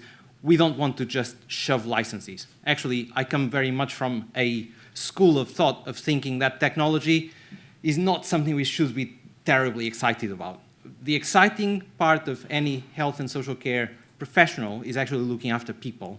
Technology should make the job more about that and making professionals more effective in that role. So technology is very good at dealing with all the boring stuff, doing the repetitive stuff, doing some number crunching around areas where we can actually make sure that every human interaction is more effective in delivering a desired impact. So we want there to be more technology or more digital technologies in use. We want to promote improvements to digital information flow between social care and others.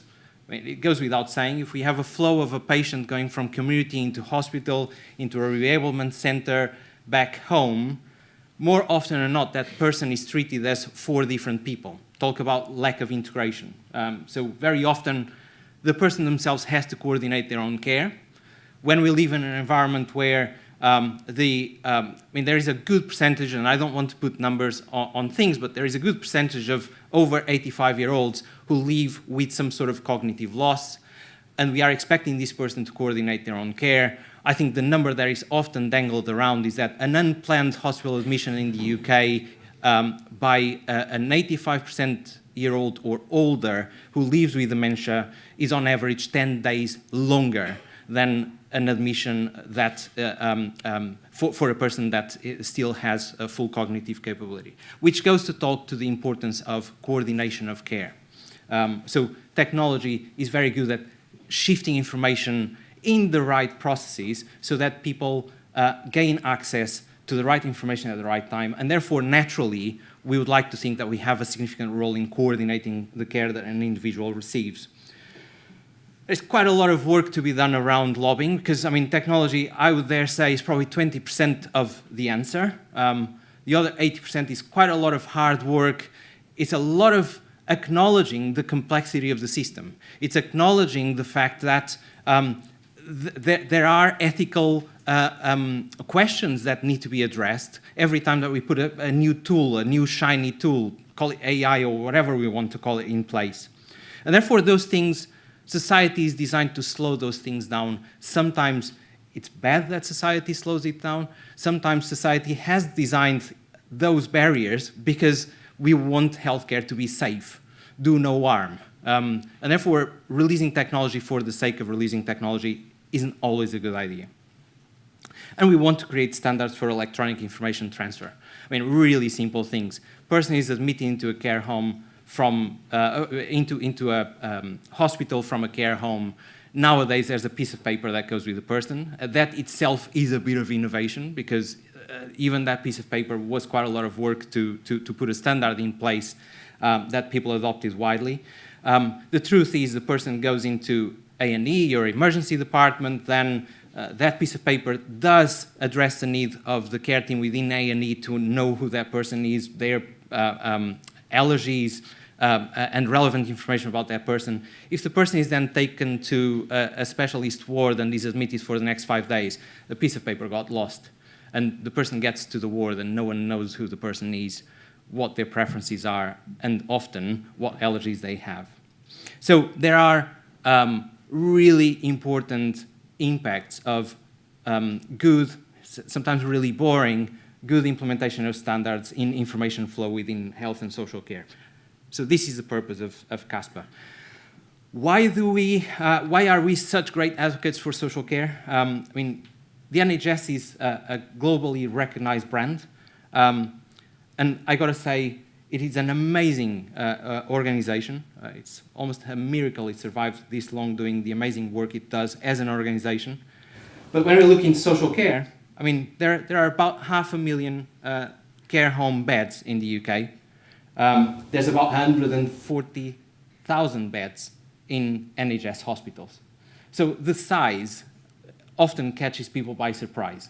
The size of number of people who can be in an institutional environment at any point in time is approximately 3 to 4 times bigger within social care. Workforce, 1.6 million adult social care professionals. This is professionals. We're not talking about the informal carers who, if they don't receive the right support, we need probably 3 times as much. And this is versus 1.4 million people employed by the NHS England. And of course, most of the interactions that happen between a patient and the NHS happen in a way that these, say, the average person in the UK uses their primary care GP practice at a rate of about 2.7 times a year. I think that's, I mean, don't quote me on that number, but it's around 3 times a year. In a care home, interactions that need to be recorded on a daily basis are more than 20. So we're talking about NHS has to deal with 3 interactions a year. A care home has to deal with 20 interactions a year. That needs to be recorded in a way that is defined. There are expectations set for how that information is recorded and maintained. So the scale of social care is large. There is clearly a brand problem. There is, I mean, I grew up in Portugal, by the way, for those who didn't know, I mean, the name gives it away. But growing up in Portugal, understanding the Portuguese culture, understanding what happens in the UK, having traveled over the last 5 years across, I dare say, over 10 developed economies where aging is a pressing issue, I don't think we can say that in the UK we are better or worse than everybody else when it comes to how social care is perceived by society as a whole. There's clearly a challenge of society as a whole in a way or another that I personally kind of link the fact that society as a whole links the concept of social care to the concept of end of life, and therefore there is something that we evolutionarily don't want to think about. Social care is a massive part of a solution to any challenge related to aging, and yet in the UK it is undervalued. We are currently going through massive debates when it comes to immigration and so on, which means that every single nurse, every single carer that we have delivering a social care function needs to be empowered by the best possible technology we can provide them so that they can spend as much time as possible holding hands and looking people in the eye, supporting them with achieving what they want to support today, to achieve today. So that's my message from Caspar, very quickly.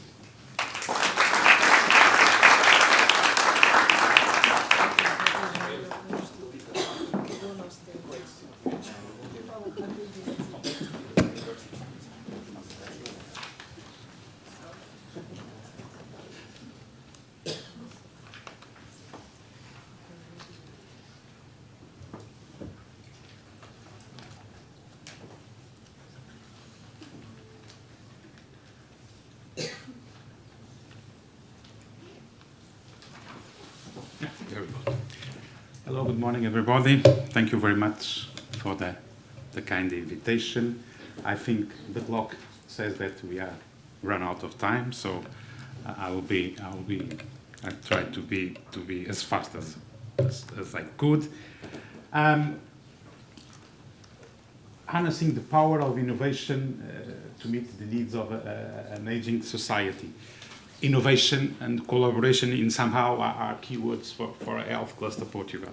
And when we think on active and healthy aging, I would say that the main challenge, I don't know if you agree with me, will be take elderly people out of the hospitals and out of institutional residence, keep them occupied at home, at work, in the community services, healthy, secure, useful, and mostly happy.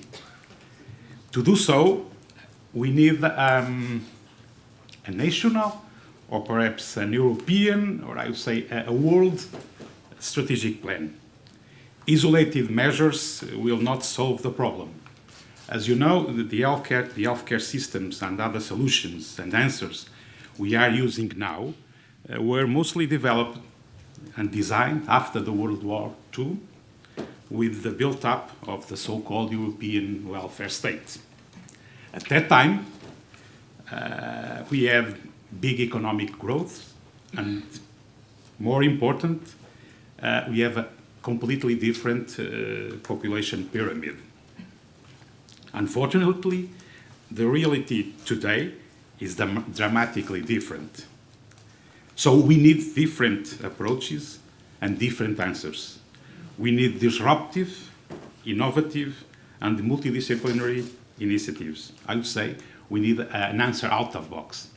Okay, I'm going to show you what in Health Cluster we are thinking on this. Unfortunately, it's not out of box yet. I think in the future we will, because the answer needs to be out of the box. So, the health, I think all of us agree that the health sector is a prominent, fast-evolving sector in Portugal, which has experienced a remarkable evolution during the last couple of decades. It's a story of success, no doubts about that. And these indicators, some of them are not completely updated.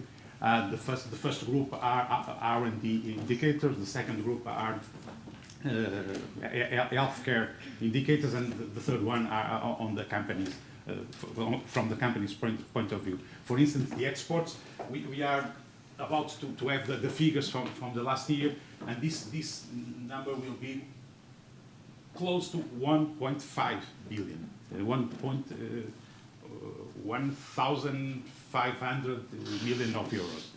It's remarkable the growth of the exports of Portuguese goods in health. Health Cluster Portugal is a non-profit association.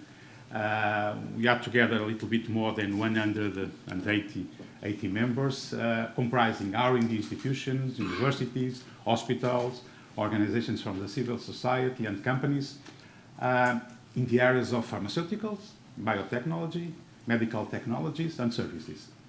Together, HCP and its members develop initiative projects in areas such as translational and clinical research, active and healthy aging, health tourism, and e-health, with the purpose of turning knowledge into new solutions and contribute to the improvement of human health and well-being, and work to make Portugal the right place to invest and build partnerships in health. Last week we increased we had six more members to this figure. We are about 190. These were until very recently our strategic vision. So it's the triple helix of the theory of the clusters, joining together science, technology, and innovation with dynamic business dynamics, with public supports and new agendas, and of course with people, with four big strategic options. And the first one are the big umbrella of the well-being and active aging.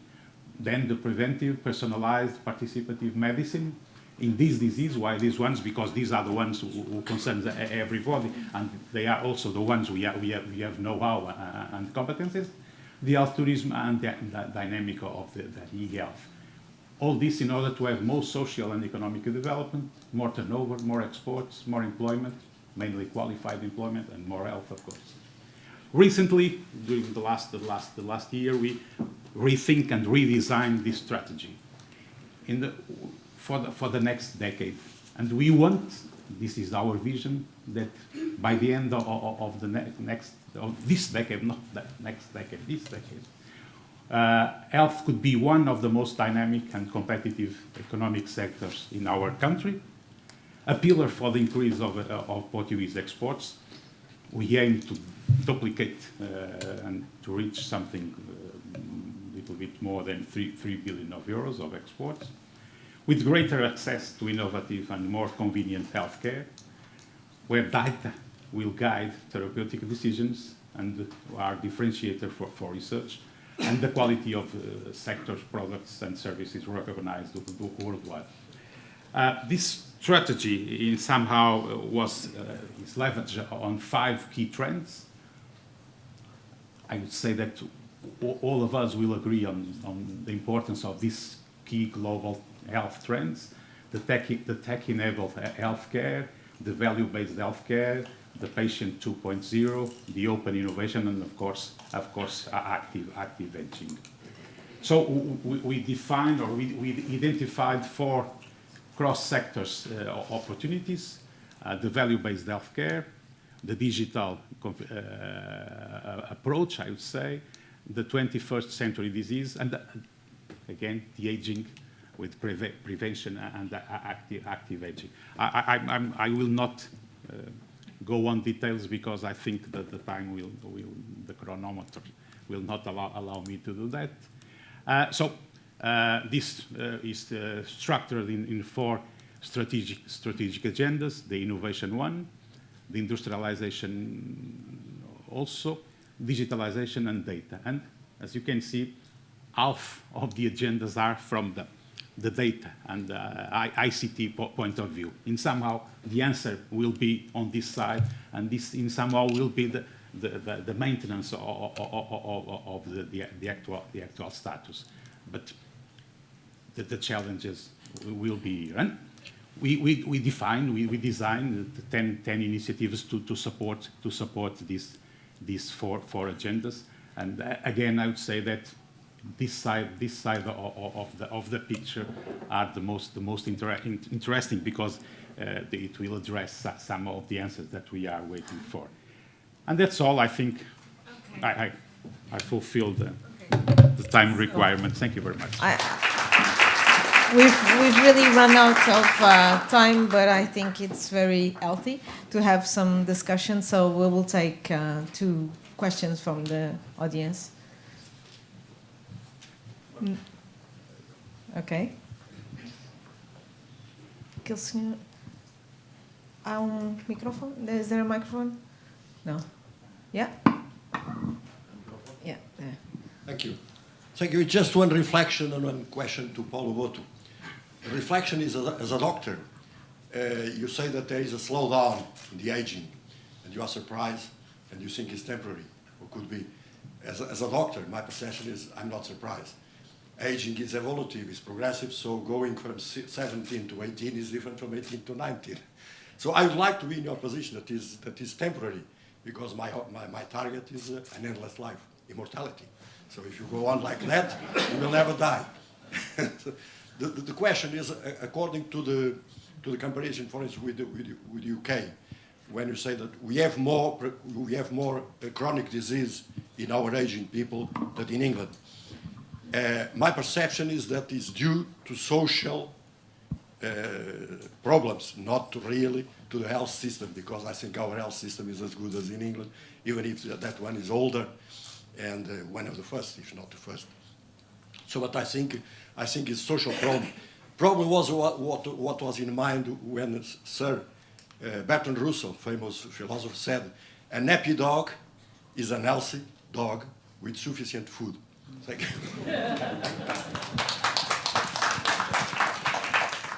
Thank you very much. Well, I was surprised because, in fact, recently, in the last few years, in the literature, not the scientific literature, but in the literature in general, we've been reading about how we're sort of about to become immortal. Like life expectancy for someone being born now is going to be over 100 years old. Well, but there might be, and I mean, it's possible and likely that there are biological limits to how far can we go. And in fact, in most speeches, what we hear about is the population is getting older and older and faster, and this is scary. Well, for the first time, and it's quite recent, it's like, well, looks like it's slowing down a bit.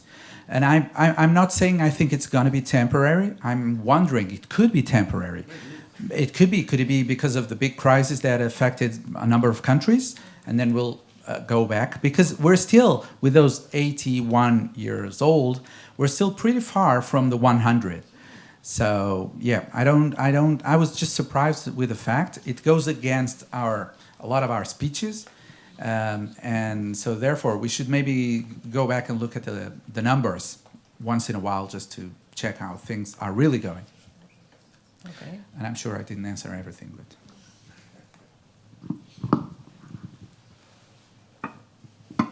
It's a very short note with respect to the health cluster of Portugal.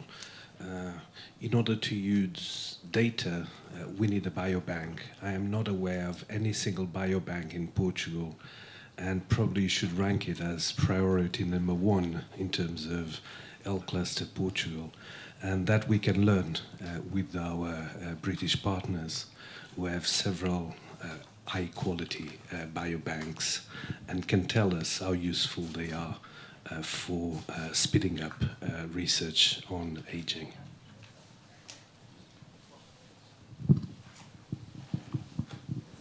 Yeah, obviously I do agree, but I think that there is besides the biobank, we have data available in our hospitals, in our, there is possibility of using that data, and there is an enormous potential in that data, and the challenge must be used that unstructured data and turning it in structured data. I'm sorry that we will have no other time for questions. I hope you'll stay around and you'll be able to ask many questions to the panelists during the break or during the lunchtime or even this afternoon.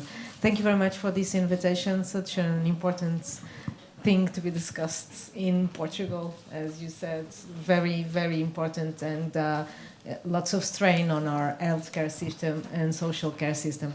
Thank you very much for coming, and see you around.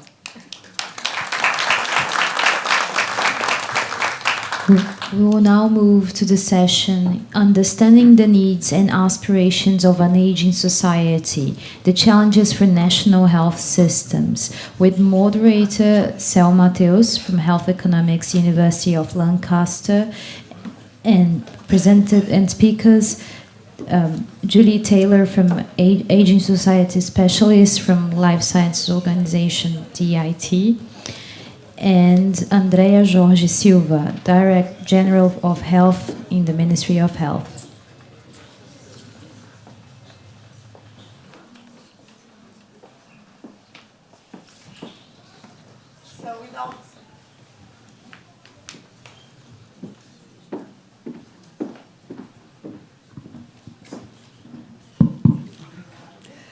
So we are kind of 1 hour late.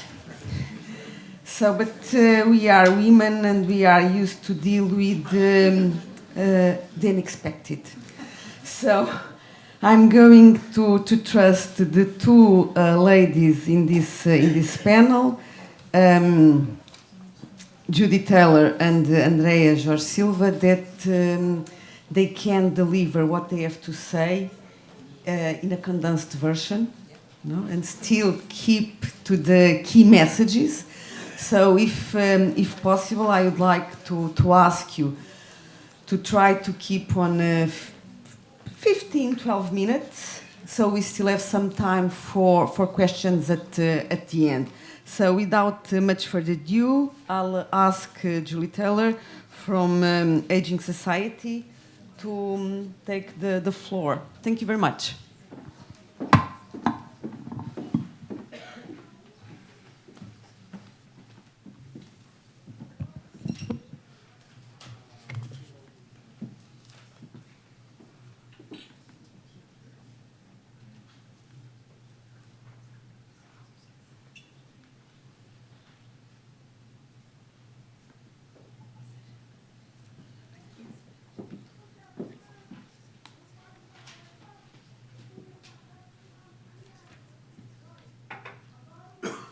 Okay, thank you everyone. It's a pleasure to be here today, and sincere thanks to my colleagues in the British Embassy here in Lisbon for the invitation.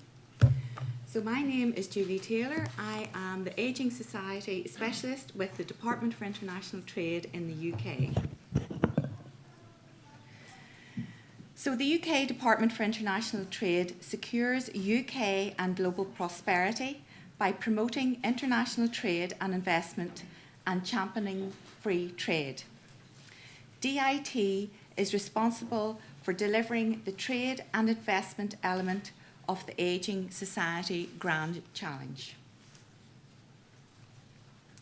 So the UK published its industrial strategy recently, which was the culmination of extensive consultation across the country. It set out clear ambition to increase productivity and earning power across the UK. And it is based on 5 foundations of ideas, people, infrastructure, business environment and places, and on 4 grand challenges. And of course, we are interested in the Ageing Society Grand Challenge. And our goal is to harness the power of innovation to help meet the needs of the ageing society.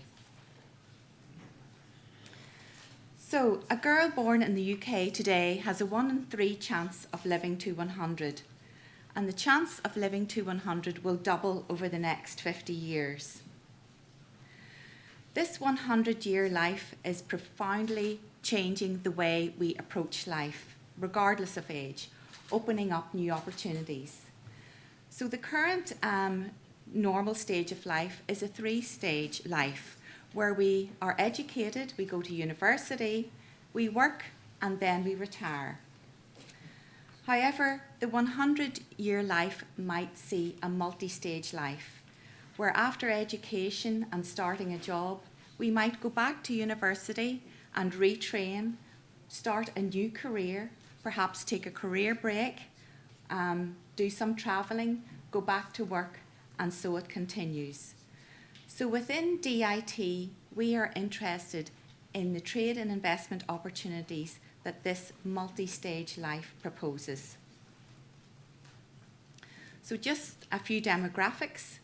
Globally, there are likely to be over 2 billion people of the age of 60 by 2050. Older adults, particularly those over the age of 65, are described as having a healthy financial future. And the UK, as we know, has an ageing population. By 2040, 1 in 8 people in the UK will be aged over 75. So the value of the healthy ageing market. There are sizable economic opportunities if the UK can catalyse activity and the new emerging longevity markets. Just a couple of examples. So this year, the connected health market is worth around 59 billion euros. And the European tourists over 65 on average spend around 66 billion euros on holidays. Nice for some. And in fact, globally, the over 50 population spend over 100 billion euros on tourism. And also the global smart homes market is predicted to be worth around 56 billion euros this year. So very much growing markets here.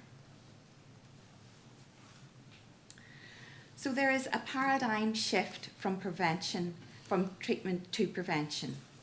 Individuals will increasingly have their own say in their own health care. This new way of doing medicine is facilitated by advances in both genetic and ageing science, as well as the advent of machine learning, big data, and artificial intelligence. And just a rough illustration to show that the life cycle. So prevention is extending life. So at the minute, we go through growth, maturity, we peak between 25 and 40, and then it's a continuous decline until, on average, around 80, 85 years old. But as we know, prevention is extending this life to around 100. So aging is inevitable. but how we age is not. While the 20th century advances in public health, nutrition, and medical science have given us the gift of long life, so far this century we have failed to respond with radical, sufficient action to ensure everyone enjoys these longer years of life. So the UK government's mission is to ensure that people can enjoy at least 5 extra healthy, independent years of life by 2035, whilst narrowing the gap between the experience of the richest and the poorest. This mission will help people to remain at work for longer, build markets for consumer products and services that help meet the needs of older people, and drive improvements in public health and innovation across social care. So healthy ageing is much more than the promotion of health and prevention or the treatment of ill health. It's about creating supportive products, services and environments that maintain people's functional ability so that they can continue to take part as active and productive members of society, even when their health limits their intrinsic capacity. So just to summarise what the UK has done, the UK government has done to date with regards to healthy ageing. As you heard from Patrick earlier, we have invested 40 million with the Newcastle University for the National Innovation Centre for Ageing to develop innovations to support healthy ageing. The government has also launched a £98 million innovation fund that will aim to stimulate well-designed innovations to support healthy ageing. We also have a new business champion who has established the UK Longevity Council. Then internationally, we've launched the UK-Japan competition, which supports British and Japanese businesses to harness artificial intelligence and robotics to develop a new generation of assisted living products. We have launched the Home of 2030 Design and Innovation competition, where we're looking for prototypes of homes of the future. Then also Greater Manchester Local Industrial Strategy. The Greater Manchester area has been declared the UK's first World Health Organisation age-friendly city region. And then the government has also announced over £130 million of investment to support healthcare innovation. So we are looking at a number of different areas where we feel that innovation can have the biggest impact. So looking at managing the common complaints of ageing. So we're looking for innovations to help people manage hearing loss, eyesight loss, incontinence, foot problems, arthritis. We're looking for innovation to help people to live well with cognitive impairment. With regards to designing for age-friendly homes, we want our homes to be able to help us to age in place. Sustaining physical activity. How can we help people to get and stay active? Maintaining health at work. How can the workplaces provide better support for our health? Then supporting social connections. How can we get people to stay connected? And finally, creating healthy and active places. Places that can help support us to stay active, healthy and connected for longer. So of course we know that innovation for healthy ageing is multi-sectoral. So we're looking at opportunities in life sciences, healthcare, technology and smart cities, infrastructure and transport and mobility. But we also know there are many innovations in other sectors, including consumer and retail, sports, food and drink, education, financial services and creative. So just a couple of slides then on the UK's capability. So this is just a snapshot of the various organisations that are working on healthy ageing right across the UK. I've got a few slides to show you on these. Of course, we heard from Patrick earlier on the National Innovation Centre for Ageing in Newcastle. Then we have the UK's first Dementia Village, which is in Dover in the southeast of England. And here they have converted 12 semi-detached houses to provide suitable accommodation for 30 people living with dementia. Then we have recently launched the UK Dementia Research Institute at University College London, and this is a joint £290 million investment into dementia research. And the government has also recently pledged an extra 83 million into dementia research over the next decade. An example of one of the accelerators based on ageing is the Age Tech Accelerator in Anglia Ruskin University. Then we have also recently announced the Nucleic Acid Therapy Accelerator. So the government is investing £133 million in life-changing treatments for arthritis and cancer, and for pioneering gene-based therapies for diseases including dementia and Parkinson's disease. Then we have the Advanced Wellbeing Research Centre in Sheffield, and this brings together world-class academic expertise within the state-of-the-art facility to help businesses develop and test products and services to promote physical activity and improve health and well-being. The research here is organised into 3 impact themes: Healthy and Active 100, so prioritising research and innovation that prevents disease and supports people to live 100 healthy years. Then Living Well with Chronic Disease, and doing research through physical activity as a therapy. Then also looking at technological and digital innovations to promote independent lives. We also have the Cell and Gene Therapy Catapult at Stevenage, and this centre supports the development of new large-scale manufacturing systems and capabilities and helps companies bring cell and gene therapies to the market. Then we also have a number of funds. So the Dementia Discovery Fund is a £250 million fund to develop novel disease-modifying therapeutics for all forms of dementia.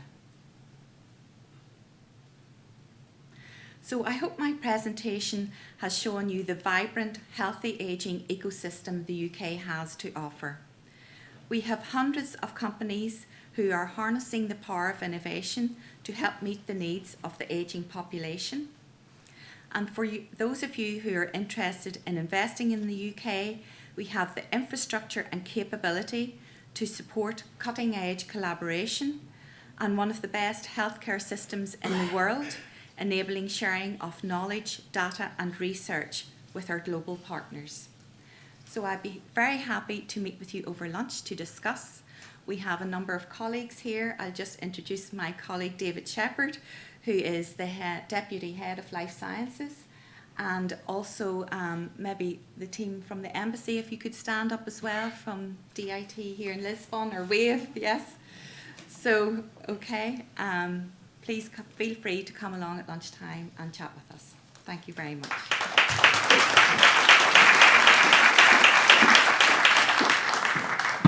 Thank you very much for having kept the time. So now we are going to listen to Andrea.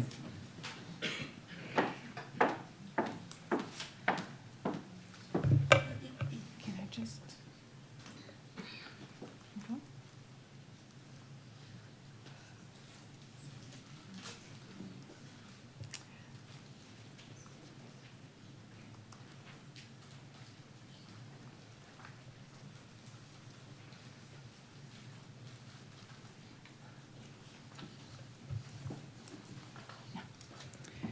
So good morning all, and on behalf of Director General for Health, I would like to thank you for the opportunity to share some key points of the National Strategy on Active and Healthy Aging.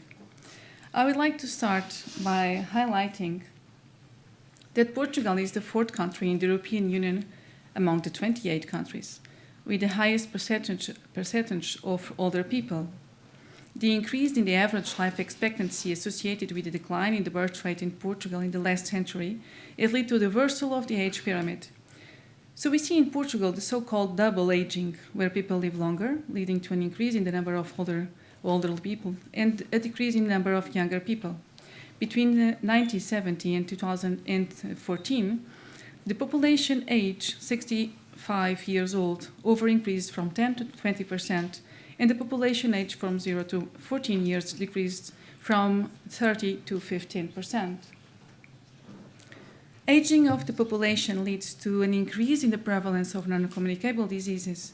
These factors have a strong impact on society as a whole and require adaptations and responses at various levels, in particular through support systems such as health, social security, education, justice, and transportation systems. Worldwide, about 23% of the global burden of disease is attributable to conditions that affect age 60 years or older. The main conditions contributing to this excessive global burden of disease are non-communicable diseases, such as cardiovascular diseases, malignant diseases, chronic respiratory diabetes, musculoskeletal diseases, neurological and mental disorders, such as dementia and depression. Increased survival in the presence of these diseases also results in loss of functionality in more advanced ages. The burden of disease and the reduction of the well-being affects the elderly as well as their families, health, social, and economic systems. Elderly people with health problems or dependency need more health care and social support from their families, social, economic institutions, and health services. It should be noted that chronic non-communicable diseases are responsible for 88% of the years lived with disabilities in Portugal, with emphasis on musculoskeletal disorders and mental and behavioral disorders. There is a lot to be done in order to improve the quality of the years of life we have recently been gaining. In this sense, the health targets included in the National Health Plan point to significant changes related to the aging process that align with both Sustainable Development Goals from the United Nations and WHO targets for 2025. The approach foreseen under the new Health Pact raises the need to create integrated initiatives in a cross-sectoral approach, which is based in the assumption of health in all policies, in order to reverse the negative trend of the system for the next 25 years, of which the aging of population and growth of long-term diseases are examples. The National Health Plan targets are the reduction of premature mortality, increasing of health life expectancy at 65 years old by 30%, reducing of the prevalence of tobacco use among the population aged 15 and over, and eliminate exposure to environment smoke, control of the incidence and prevalence of overweight and obesity in children and school population. So aging is a victory for socioeconomic development and for public health, but also creates a challenge for society adaptation. Although average life expectancy has increased over the years, the total years of healthy life lost have been increasing, mainly due to increased prevalence of chronic diseases. The impact of an aging population on society will depend in part on the nature of the policies that will respond to this new reality. A new challenge arises for the year 2025, an active and healthy aging. For this purpose, Portugal is committed with the WHO Global Strategy and Plan of Action for Healthy Aging, and to the European Union's proposal for action for the promotion of active and healthy aging and solidarity between generations. Thus, a national strategy for an active and healthy aging was proposed. An active and healthy aging is defined as the process of optimizing opportunities for health, participation, and safety in order to improve quality of life as people age, as well as the process of developing and maintaining functional capacity, which contributes to the well-being of the elderly, being the functional capacity the result of interaction of the person's intrinsic capacities, physical and mental, with the environment. The promotion of an active and healthy aging through the life cycle has been a path taken as a response to the challenges related to the longevity and the aging of the population. The term active refers to the continuous participation in social, economic, cultural, spiritual, and civic life, meaning it goes far beyond the possibility of being physically and professionally active. Active aging is defined as the process of optimizing these opportunities for health as people age. Healthy aging is therefore a reflection of life habits, guaranteed support, and opportunities by society to maintain the functionality to the elderly and enable them to experience the things they value the most. National strategy aims to create a society where the aging process through the life cycle will confer high levels of health, well-being, quality of life, and personal fulfillment to the elderly population, in which all will experience an active, dignified, and healthy aging. The mission of this strategy is to promote health and well-being, participation, non-discrimination, inclusion, security, research, and innovation in order to increase people's functional capacity, autonomy, and quality of life at their age. So the overall objective in this strategy is also to raise awareness for the importance of active aging and solidarity between generations, and to promote change in attitudes toward aging and older people, promote cooperation and intersectorality in the implementation of the strategy, and contribute to the development of policies that improve the quality of life. So national strategy is grounded on guidelines and structured actions based on 4 strategic axes: health, participation, safety, and research. In the health field, initiatives to reduce prevalence, delay the onset and control of the aggravation of the impact of chronic diseases, as well as reduce physical and mental capacities in the elderly and increase their autonomy. Participation includes lifelong learning strategies for the promotion of health literacy and encouragement of the creation of protective physical and social environments, and enhancement of the integration and participation of elderly people in society and in the decision process that affect their life. For the security axis, initiatives and practices aimed at increasing the safety of the elderly. Finally, as part of the promotion of scientific research in the field of active and healthy aging, these will be served. There will be development, monitoring, and evaluation of interventions and dissemination of good practices and innovation. National strategy presents guidelines for action in the prevention and management of chronic diseases, reduction of physical and mental capacities in the elderly, as well as orientation of the health system to meet the needs of the elderly, considering the specific needs, women and men, the fight for equality and access to use the services. These initiatives will be carried out in combination with existing programs and strategy as a means of ensuring policy coherence and principles. Living more also means being more exposed to risks such as vulnerability to health, loneliness, and physical, mental, and economic dependence. Family, community, and society have a strong impact on how people get age.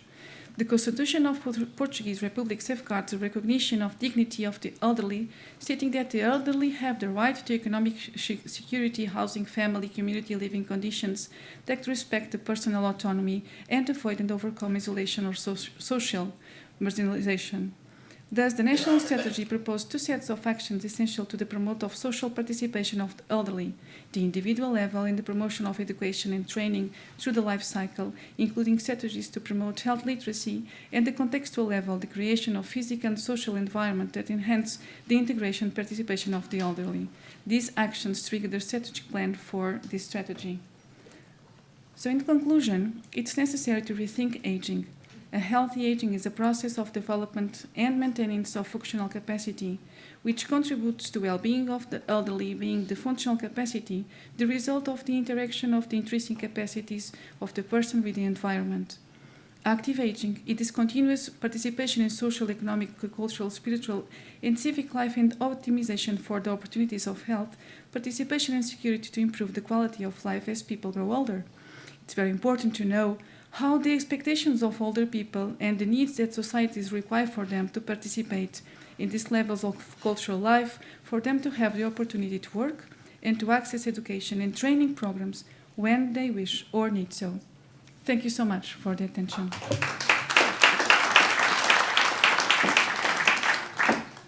Thank you very much, Andrea, for having kept on time. So now we have time for 2 questions. From the public.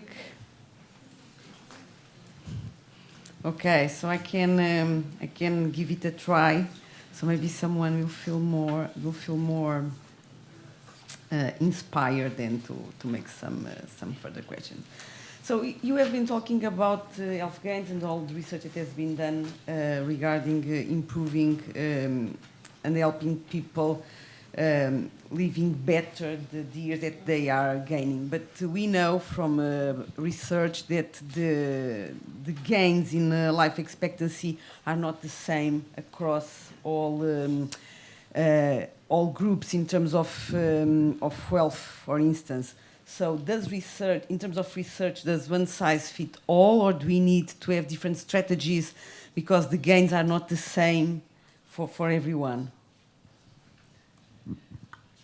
Well, I mean, my background isn't in research. My background's commercial. So within the Department of International Trade, we're focused on the commercial opportunities around our longer lives. And so really, we know that we are living for longer. So the UK government is very much focused on our ageing society and how we can ensure that those later years of life are healthy, independent years of life. So that's really our focus, to support companies developing innovations around healthy ageing. Thank you very much.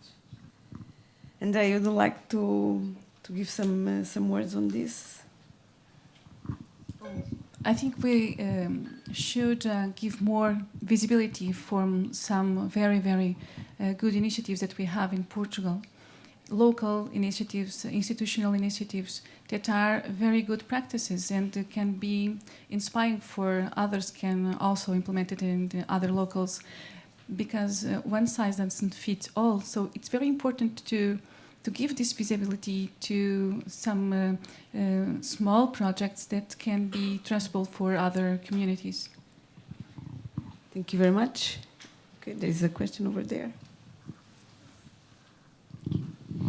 Good morning. Eu vou falar em português, mais confortável, não sei se é possível. Sim, o meu nome é Filipa Luz, eu estou aqui a representar a Associação Nacional de Gerontólogos e queria apenas deixar um comentário. Acho que Portugal tem, de facto, e concordo com o que foi dito, tem diversas iniciativas locais que poderiam ser perfeitamente replicáveis. Temos boas iniciativas a decorrer. O que eu penso que poderá estar a faltar será uma ação mais concertada no que diz respeito a uma estratégia efetiva relativamente ao envelhecimento ativo e saudável. Foi apresentada uma proposta em 2017, na qual a Associação também teve a oportunidade de participar na consulta pública. Penso que agora falta-nos o passo em frente e, de facto, termos uma estratégia concertada no que diz respeito às iniciativas para o envelhecimento. E a sua questão é? Não era uma questão, era um comentário. Porque acho que, de facto, é importante, sim, falar das iniciativas pontuais, mas, de facto, avançarmos para uma estratégia concertada é o que, se calhar, está a faltar. Obrigada. Ok, muito obrigada. Mais algum comentário? Any more comments or questions? No? Okay, so we have been able to keep under time. Okay, so we are the winning panel so far, and I think that without much further ado, we are going to move straight away to the last panel, right? Okay, thank you very much for your attention.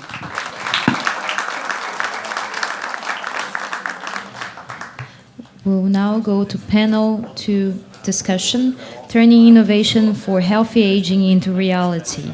Discussion and case studies from Portugal and the UK, moderated by Julie Taylor from DIT, and with the speakers José Paulo Carvalho from Hope Care, Nuno Almeida from Nourish Care Systems, and Heitor Cardoso from Instituto Superior Técnico.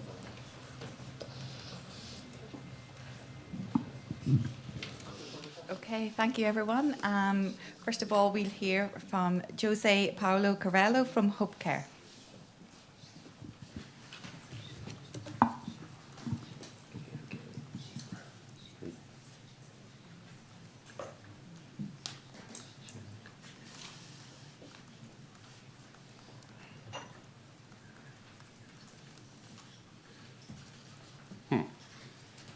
That's it.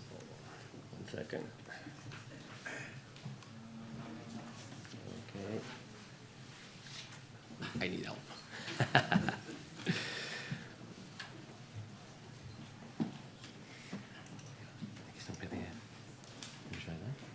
Okay, thank you. So I will try to be sharp in 5 minutes, okay? And I will try to solve the things. So a lot of things are said here that I agree, so I will be fast. The first one, of course, is about the demographic problem that we have. In fact, we have an aged population, and this, for us, is this aged population is putting a pressure on costs on hospital side and NHS side. So for us, the problem and the result that we see in the market, because we are a company, so our perspective is a market, is that there's a huge pressure on costs. The costs are rising, and because they are rising, if we continue to put the money in the traditional way as we are, we will have a bankrupt. So that's my concept. The second, when we look to Portugal, the population today, 3.9 million, we are more or less 10 million, 3.9 million have already one chronic condition. So it's not about above 65 that we have a problem, no. We have a huge problem with youngers that is having now acute problems and chronic conditions also, about workers that is getting also in the system, and of course the elderly that is going to the system. So today we have almost 39% of the population that is consuming resources from NHS. So if we don't do and change the way that we are working prevention side, it means that again the costs will not stop, and again it's not possible to put money. And of course, in Portugal, I know that we usually don't talk about money, but when we look to our GDP, 9% of our GDP goes to healthcare, right? And if you look with more attention, 33% is out of pocket. So when we have a public institution saying that the NHS must be public and free, in fact, we pay taxes for that, but 33% of the consumption is private, so it's out of pocket. And this is rising, okay? So this means that if we don't stop, again, the concept and the way that we are working with the chronic conditions, this will lead us to a wall, and this will go to a bankrupt again, okay? So for us, as a company, I thought about the concept, and in 2012, I found a company called Care, and the concept was quite simple. We want to build the hospital at home with technology and with the clinical service where we can attend these chronic conditions at home. So that is the concept. For that, what we have discovered, because we had made several POCs in UK, Belgium, Switzerland, France, Portugal, and I have 4 things that are quite simple. The first thing was that everyone has today a smartphone. So what we have developed is, in fact, is a way through the smartphone to collect health data from home. So that was the first concept. The second concept is that the client or the customer or the patient wants always to have access to their own electronic health record. In fact, hospitals don't give that today, usually, but they want it because they want to be aware of their condition, and they want to share this also with other doctors. It was in the beginning, right? Carlos Moedas said that the father have 29 doctors in the file. It's correct, because they want to share health data. They want to share to make the best advice. So that is the second concept. The third concept is that we figure out also in the system, in these 8 years as a company, that in fact we need to create a link with the doctor, in our case in a virtual way with e-doctor. So patients and the doctors must be in the system. And in the healthcare, the human part must be there. So that is the third concept. The fourth, because it's more important, is the discussion under legislation, etc., is about security and privacy, right, at home. So meaning that we need to build systems where we can guarantee that the health and personal information can be sure and is secure. So that is what we do. So for that, we develop a platform we call AC Alert with 3 main components. The first component is a mobile app where the patient can connect their own glucometer, blood pressure, and so on, so that we collect data through this mobile app. The second, that is our core, is to triage that health information. So what we do is develop algorithms where we look at health information and deploy these to healthcare professionals. And of course, in the end, we have nurses and doctors that can look to the information and can provide best advice. Everything online. And we look this as a production, so meaning that When we start the project in first 2 months, we have an average 15% of the patients raising alerts to the nurses. And from that 15% of the alerts, 5% of the cases go to the doctor. After 2 months, we tailor the algorithm, and with the medical advice in the system, we will raise only 7% of the alerts, so only 7% of the patients will raise alerts, and only less than 1% go to doctors. What it means? It means now that today I can have one nurse for 700 patients by day, and I can have one doctor for 10,000 patients. Okay? If we think that a GP in Portugal can have in file, in average, 1,500 patients, right? In average, we can multiply this by 9, right? So that's what we can achieve with this system.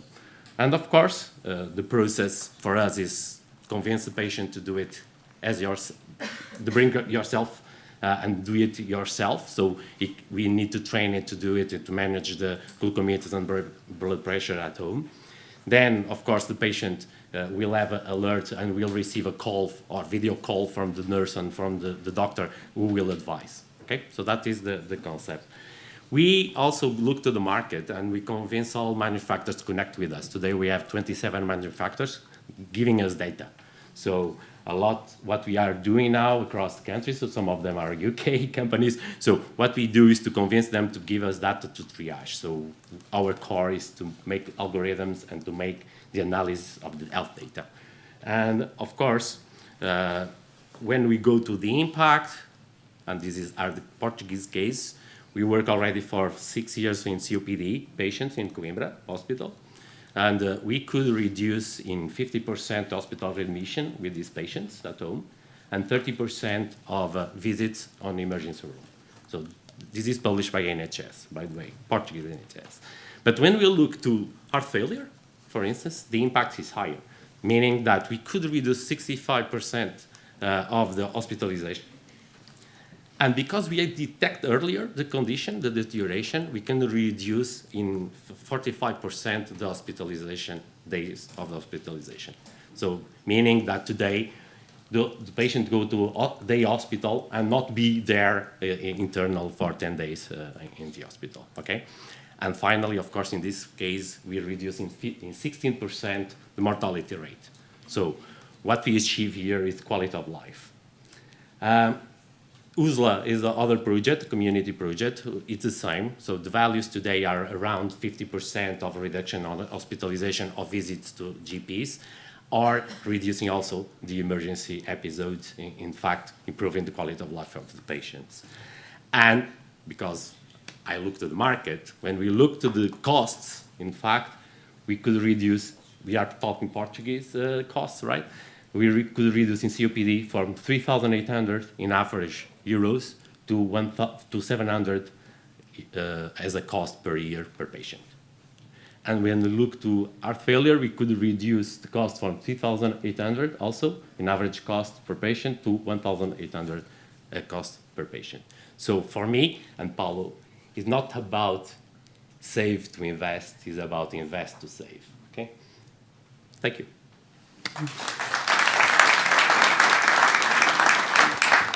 Thank you, Jose. Yes, now we'll have Nuno Almeida, who is wearing 2 hats today and telling us about Nourish Care Systems.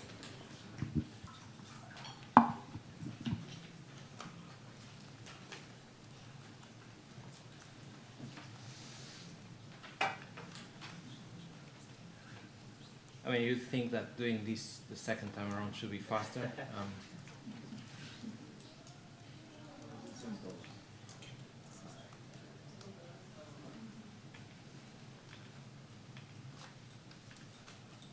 Right, does that work?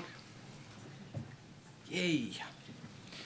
Right, thanks everyone. I'm going to fly through slides, just very conscious of the time. So I'm the founder of Nourish. So Nourish, I presented CASPA earlier. So CASPA is an association of about 60 companies providing solutions for social care in the UK. Nourish is one of them, and it's one of the 3 founders of that organization.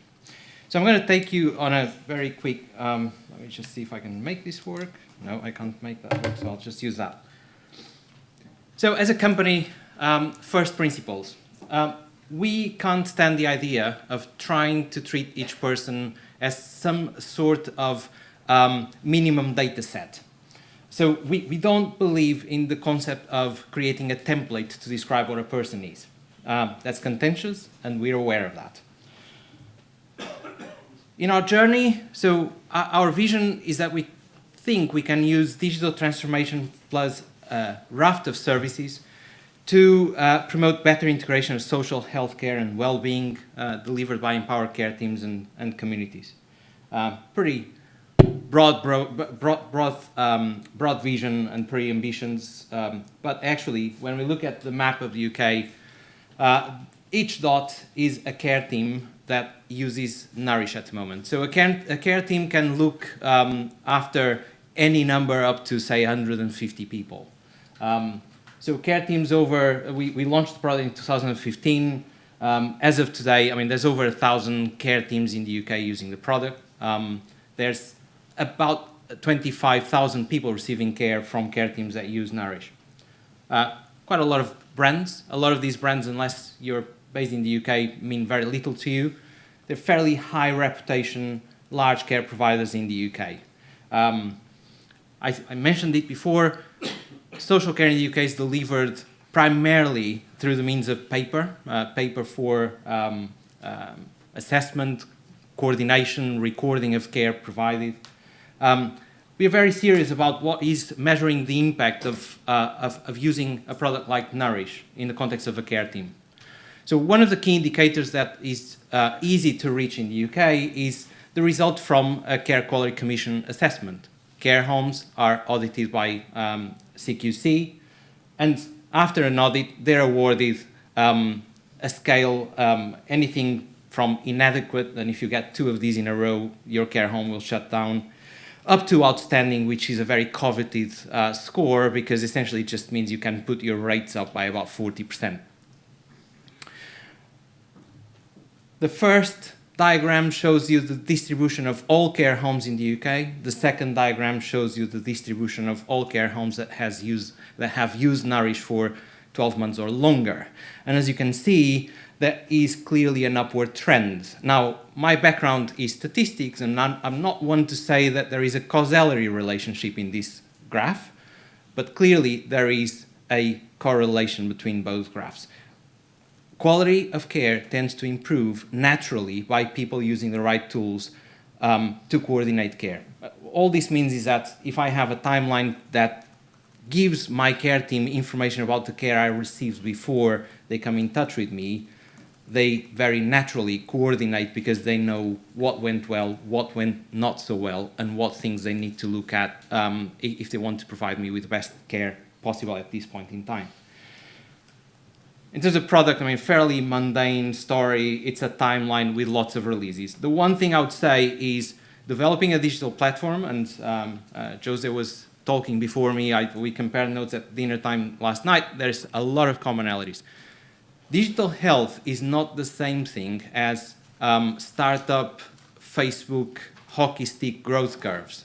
When we develop digital health, we need to be extremely cautious with the repercussions and the side effects of developing any element of functionality.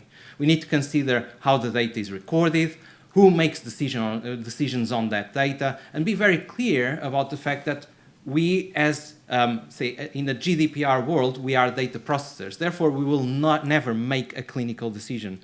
But certainly, we have enough data to start nudging people to make the right clinical decisions. So over the years, we developed a timeline for care coordination of care teams. We developed a care plan building structure. We currently have quite a lot of hospitals in the UK using our platform for care coordination in fairly acute conditions and acute care pathways.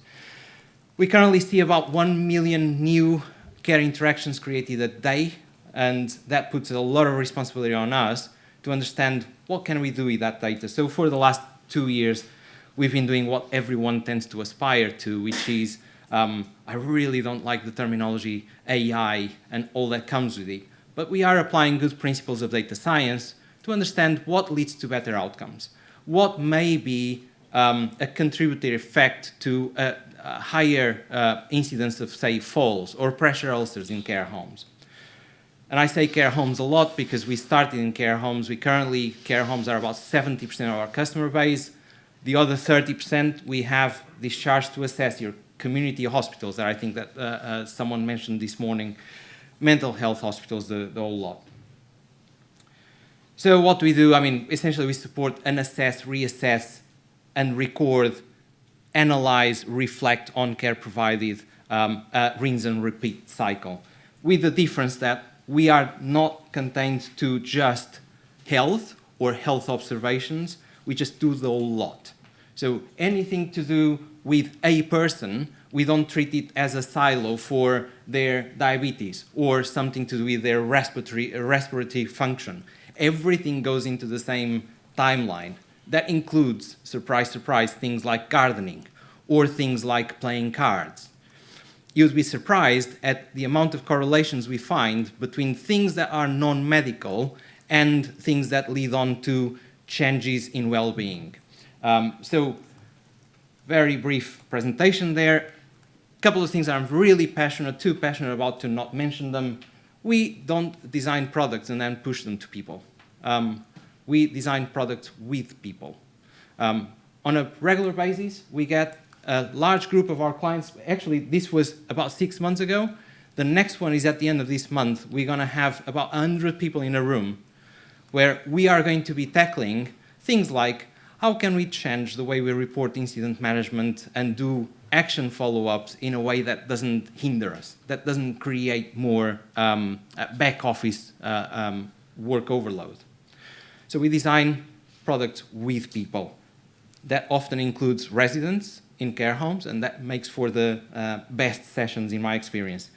Last but not least, we work in social care. You'd be amazed what people could get away with by dealing with social care data and not applying the same rules that people who work in healthcare have to apply to how they store their data, how they process their data.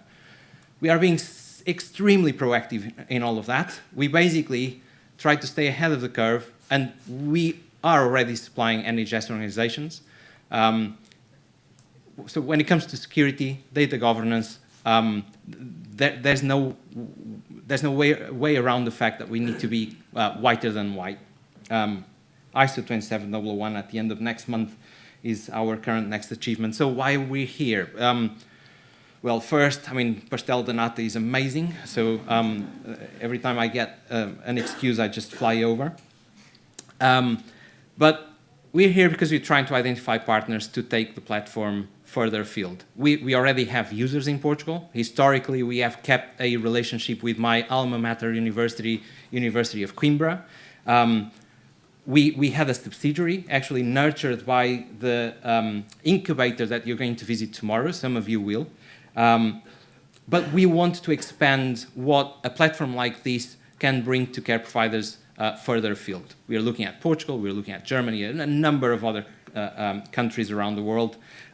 So we are looking at care providers that really care about the experience of people who live with high acuity and how we can improve their experience of care.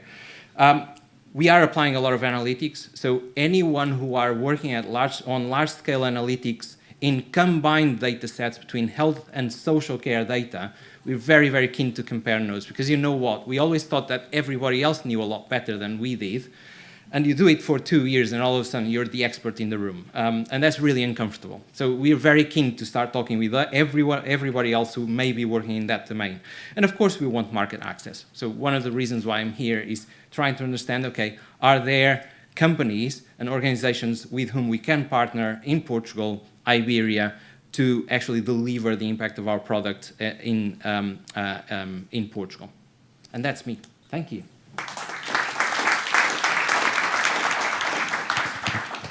And now we have Eto Cardoso from the Institute of Superior Technology. Thank you.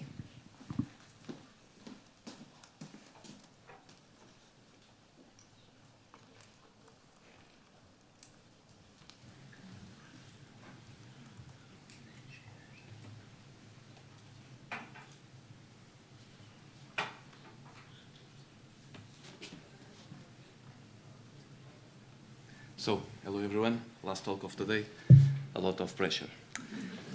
So my name is Heitor, I work as a researcher in Institute for System and Robotics, and I'm here to present a study, the exagames and their benefits in the perception of the quality of life and socialization in institutionalized older adults.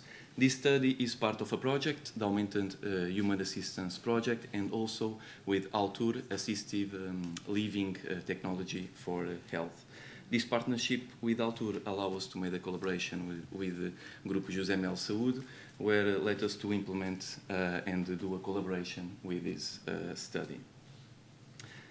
So, like we are hearing all the morning, the people are getting older, all the issues and the diseases that are associated with the sedentary behavior and geriatric syndromes, all of that will contribute to a loss of functioning and autonomy, that will contribute to a person institutionalization, spared for their families, reduce social relations, and all of that will decrease the quality of life. So, the objective of these studies was to try to understand the impact of the PEP. I will explain what is PEP in the next slides, in the group sessions, in order to understand the impact in the quality of life, and also assess the intrinsic motivation, what make the people want to do some activity during this approach, and also to assess the usability of our approach. So, what is PEP and what is our approach? PEP is an all-in-one platform with exagames embedded.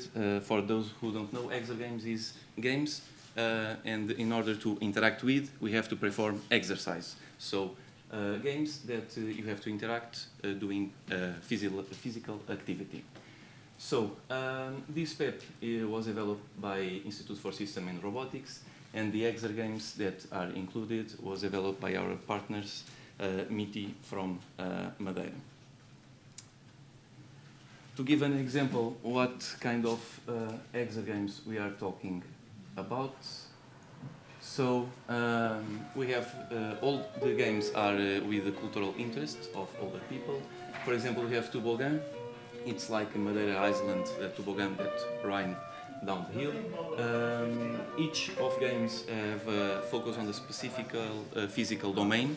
For example, on the top left we have to train trunk strength and balance. Cabelos, you have actually to perform the row movement, you are training the upper limbs. You have the grape stomp, and you actually have to do the stomping, like you are stomping the virtual grapes. It's very specifically aimed for cardiorespiratory training. And you also have exafado, also to train lower limbs coordinations and always balance and lateral gait also. So, the methodology of this study, we'll try to implement this study not only to get people physical involved, but also to understand the social relations that we can get with this approach in group sessions. We recruit 18 participants from Dementia Village, and we divide into 3 groups.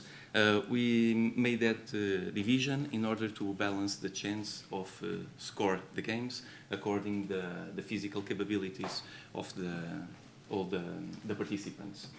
Each participant play 1 exagame at a time during 3 minutes in a total of 4 or 5. It depends if it is played in stand mode or seated mode, and it runs in 1 session per week, approximately 90 minutes during 3 months, a total 11 sessions.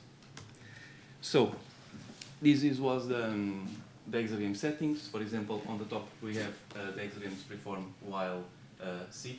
We do like a semicircle in order to all the players can interact and talk with the player that are playing at the moment. And in the stand mode, we do the same approach with a semicircle with the player playing in the middle. We have an image. All this game actually allows to play in a collaboration or in a single mode or in a multiplayer mode or in a collaborative mode, and it was very interesting to see the competition between the participants. Besides the gamification techniques, all of these extract some outputs in order to understand how many steps the participants made, and also the score in order to motivate to do a better performance each time. So, going to the results, I will just show the most significant ones. We found some significant improvements in social relations, perceived quality. We did two questionnaires. One of them is quality of life, that includes social relations as a domain of quality of life, and it was observed a significant improvement between the previous intervention and post-intervention. Also, in another scale, the satisfaction with the social support, that includes the domain with satisfaction with friends, also increased significantly after the PEPS intervention. What was curious to observe, the group sessions attendance was significantly correlated with the increase of social relations, meaning more sessions, more positive they perceive the social relations. Regarding the usability and the intrinsic motivation, we found that the people score higher in autonomy and competence while interact with our platform, meaning that they are perceived capable to interact with the platform without any help of the therapist, and also they feel like they can perform autonomous the exercise with our platform. This is also contributes to validate our system in terms of usability. So, in conclusion, after we run this experiment, we conclude that the social relations and perceived quality has increased after these study implementations. The social relations was also significantly correlated with the session attendance, again, meaning more sessions, more perceived quality. And the group sessions also show high levels of intrinsic motivations. They get involved in participate on this approach. And in the end, we conclude that this is a good approach. We have a high score in usability test for this target population. So I end this presentation. I think I get on time. A special thanks to Group Mel Saúde that allow us to implement this study, and thanks for your attention.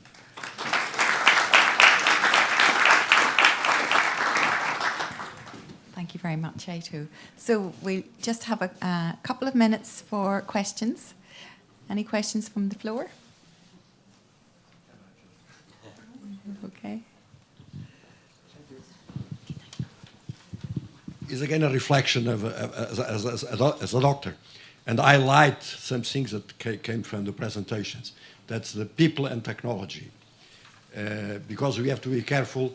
We as doctors used to say that some patients saying to us, "I was so well before going to the doctor," and now I'm seeing them saying, "I was so well before having these possibilities of controlling my tension, my cardiac activity, and all these things."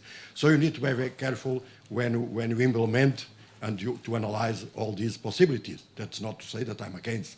I think, but we have to be careful of using these problems to avoid, and especially having in mind the cultural of the people and the social and cultural situation. And this means to the question to this work. You say you need to enlarge to largest population. My impression is this population was from the higher class, because they came from Modus Vida in Cascais, I think. Maybe not, but I think that they were people from higher class, so their behavior could be probably very different from other people when you go to have these experiments in a larger population. So that's my question. Thank you. Any other questions? Yes? Hi, thank you very much. That was really informative.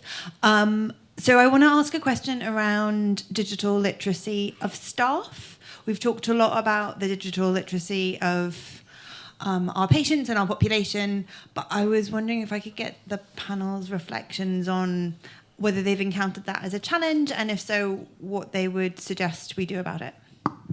Perhaps ask Nuno.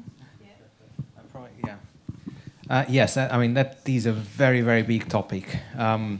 So there's several levels at which gaps appear, or where we think there are gaps and then the gaps aren't there. So I'm going to start with something that is slightly lateral to your question. I'm going to talk about residents in care homes. Everyone assumes that someone 82 years old stepping into a care home for the first time is never going to touch technology. Currently, the reality stands at around, I mean, anecdotal studies, so please, again, don't quote me, over 60% of residents walk into a care home. One of their top 3 questions is, what's the Wi-Fi code? So digital literacy is actually accelerating a lot faster than we think it is in certain age groups. When it comes to carers, and we're talking about social care workers, so not nurses, again, there is a tremendous stereotype that carers are not very good with technology. And our very opinionated angle was that actually the technology that was developed for carers was just not very adequate. Because when we design good technology really with high standards when it comes to usability, carers tend to really enjoy it. And I take a lot of personal joy still from seeing a carer going from never used, these people still exist, people who never used a smartphone before, being taken through a process that takes about 15 minutes, and we perfected that down to a T of how we build confidence in someone who is actually quite anxious about something that is going to be a big change in their day-to-day. How do we build confidence and make them feel empowered to the point that within an hour they feel like their life is going to be better from now on as a result of using that technology? So 2 personas there, the resident or the patient, the person, the fairly low-level carer. There is one role that for whom I think it's a role where there is the highest potential of skilling up, bringing massive impact, both in terms of quality of care, but also in terms of ratios of economics, which is actually, can we train nurses on how to make the absolute best use of technology? And to this day, what we are seeing is that a nurse, same goes for a doctor, but a nurse goes through a fairly comprehensive syllabus and academic career. They come out with a certificate, and data is not a big topic. And when data is seen as part of the clinical process, care quality improves. So we do need to upskill nurses to make the most out of technologies like ours, out of technologies like what Hope Care presented, because they have immense potential for nurses to become nursing leaders of teams that are not necessarily nurses. But we need to pay attention for the fact that they do need quite a lot of upskilling. So it's a really good question. Only a small remark. The problem is not about literacy, because nurses and doctors, for instance, in our side, they used to use high-tech technology in surgery and so on. So it's not about literacy. It's about the role, if it's tailored or not to do that. And usually the problem is that the doctor is so absorbed for the things that you need to do in traditional way that they will not look for this. So that is the challenge, is to change the way of the doctor to work, to have time to look the 1 hour per day to that 10,000 patients alerts, right? Because today you don't have. Thank you. I'm afraid that's all we have time for. So I'll just hand over for the closing words, but please thank the panel. Thank you very much.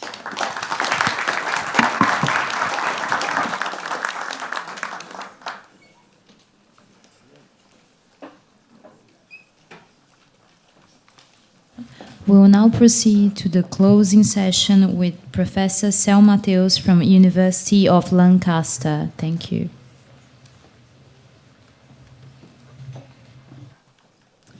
Well, good afternoon. I'm now in that difficult position in between you and lunch. So it's the length of my comments are the only thing keeping you away from food. So I'm going to be short. I would like to thank you, the British Embassy, for the invitation to be here today, and also like to thank the Ambassador Chris Saint for putting together this event. I think it has been a great morning in terms of understanding what's going on around aging, healthy aging, and several technologies and developments that are underway. So I think that aging and healthy aging, it's a goal. I think that all the speakers agreed on that. It has also been mentioned that there are some differences in the gains in terms of aging and healthy aging related to gender gap, wealth gap, and also ethnic minorities. So future policies and future solutions need to address these gaps. Otherwise, we are going to be widening the differences in society instead of contributing to reduce those differences. The future is digital, and digital solutions are going to play a very relevant role. So this is something that is very different if we were in a meeting 5 years ago or even less time ago. So I think it's important that now we all understand that part of the solutions and part of the way of dealing with an aging society passes through technology. And so we need to produce knowledge and solutions for the people, and also to be part of the solutions and be part of the changes that we want to see in the world. Because going back to the first speaker, I think that we all still remember what he said about the participation in society and how that is important for people to feel that they are part of, that they are aging in a healthy way, and that they feel connected to the society where they are. So thank you very much to you all for having stayed until now, and thank you very much for all your contributions in the morning. Thank you.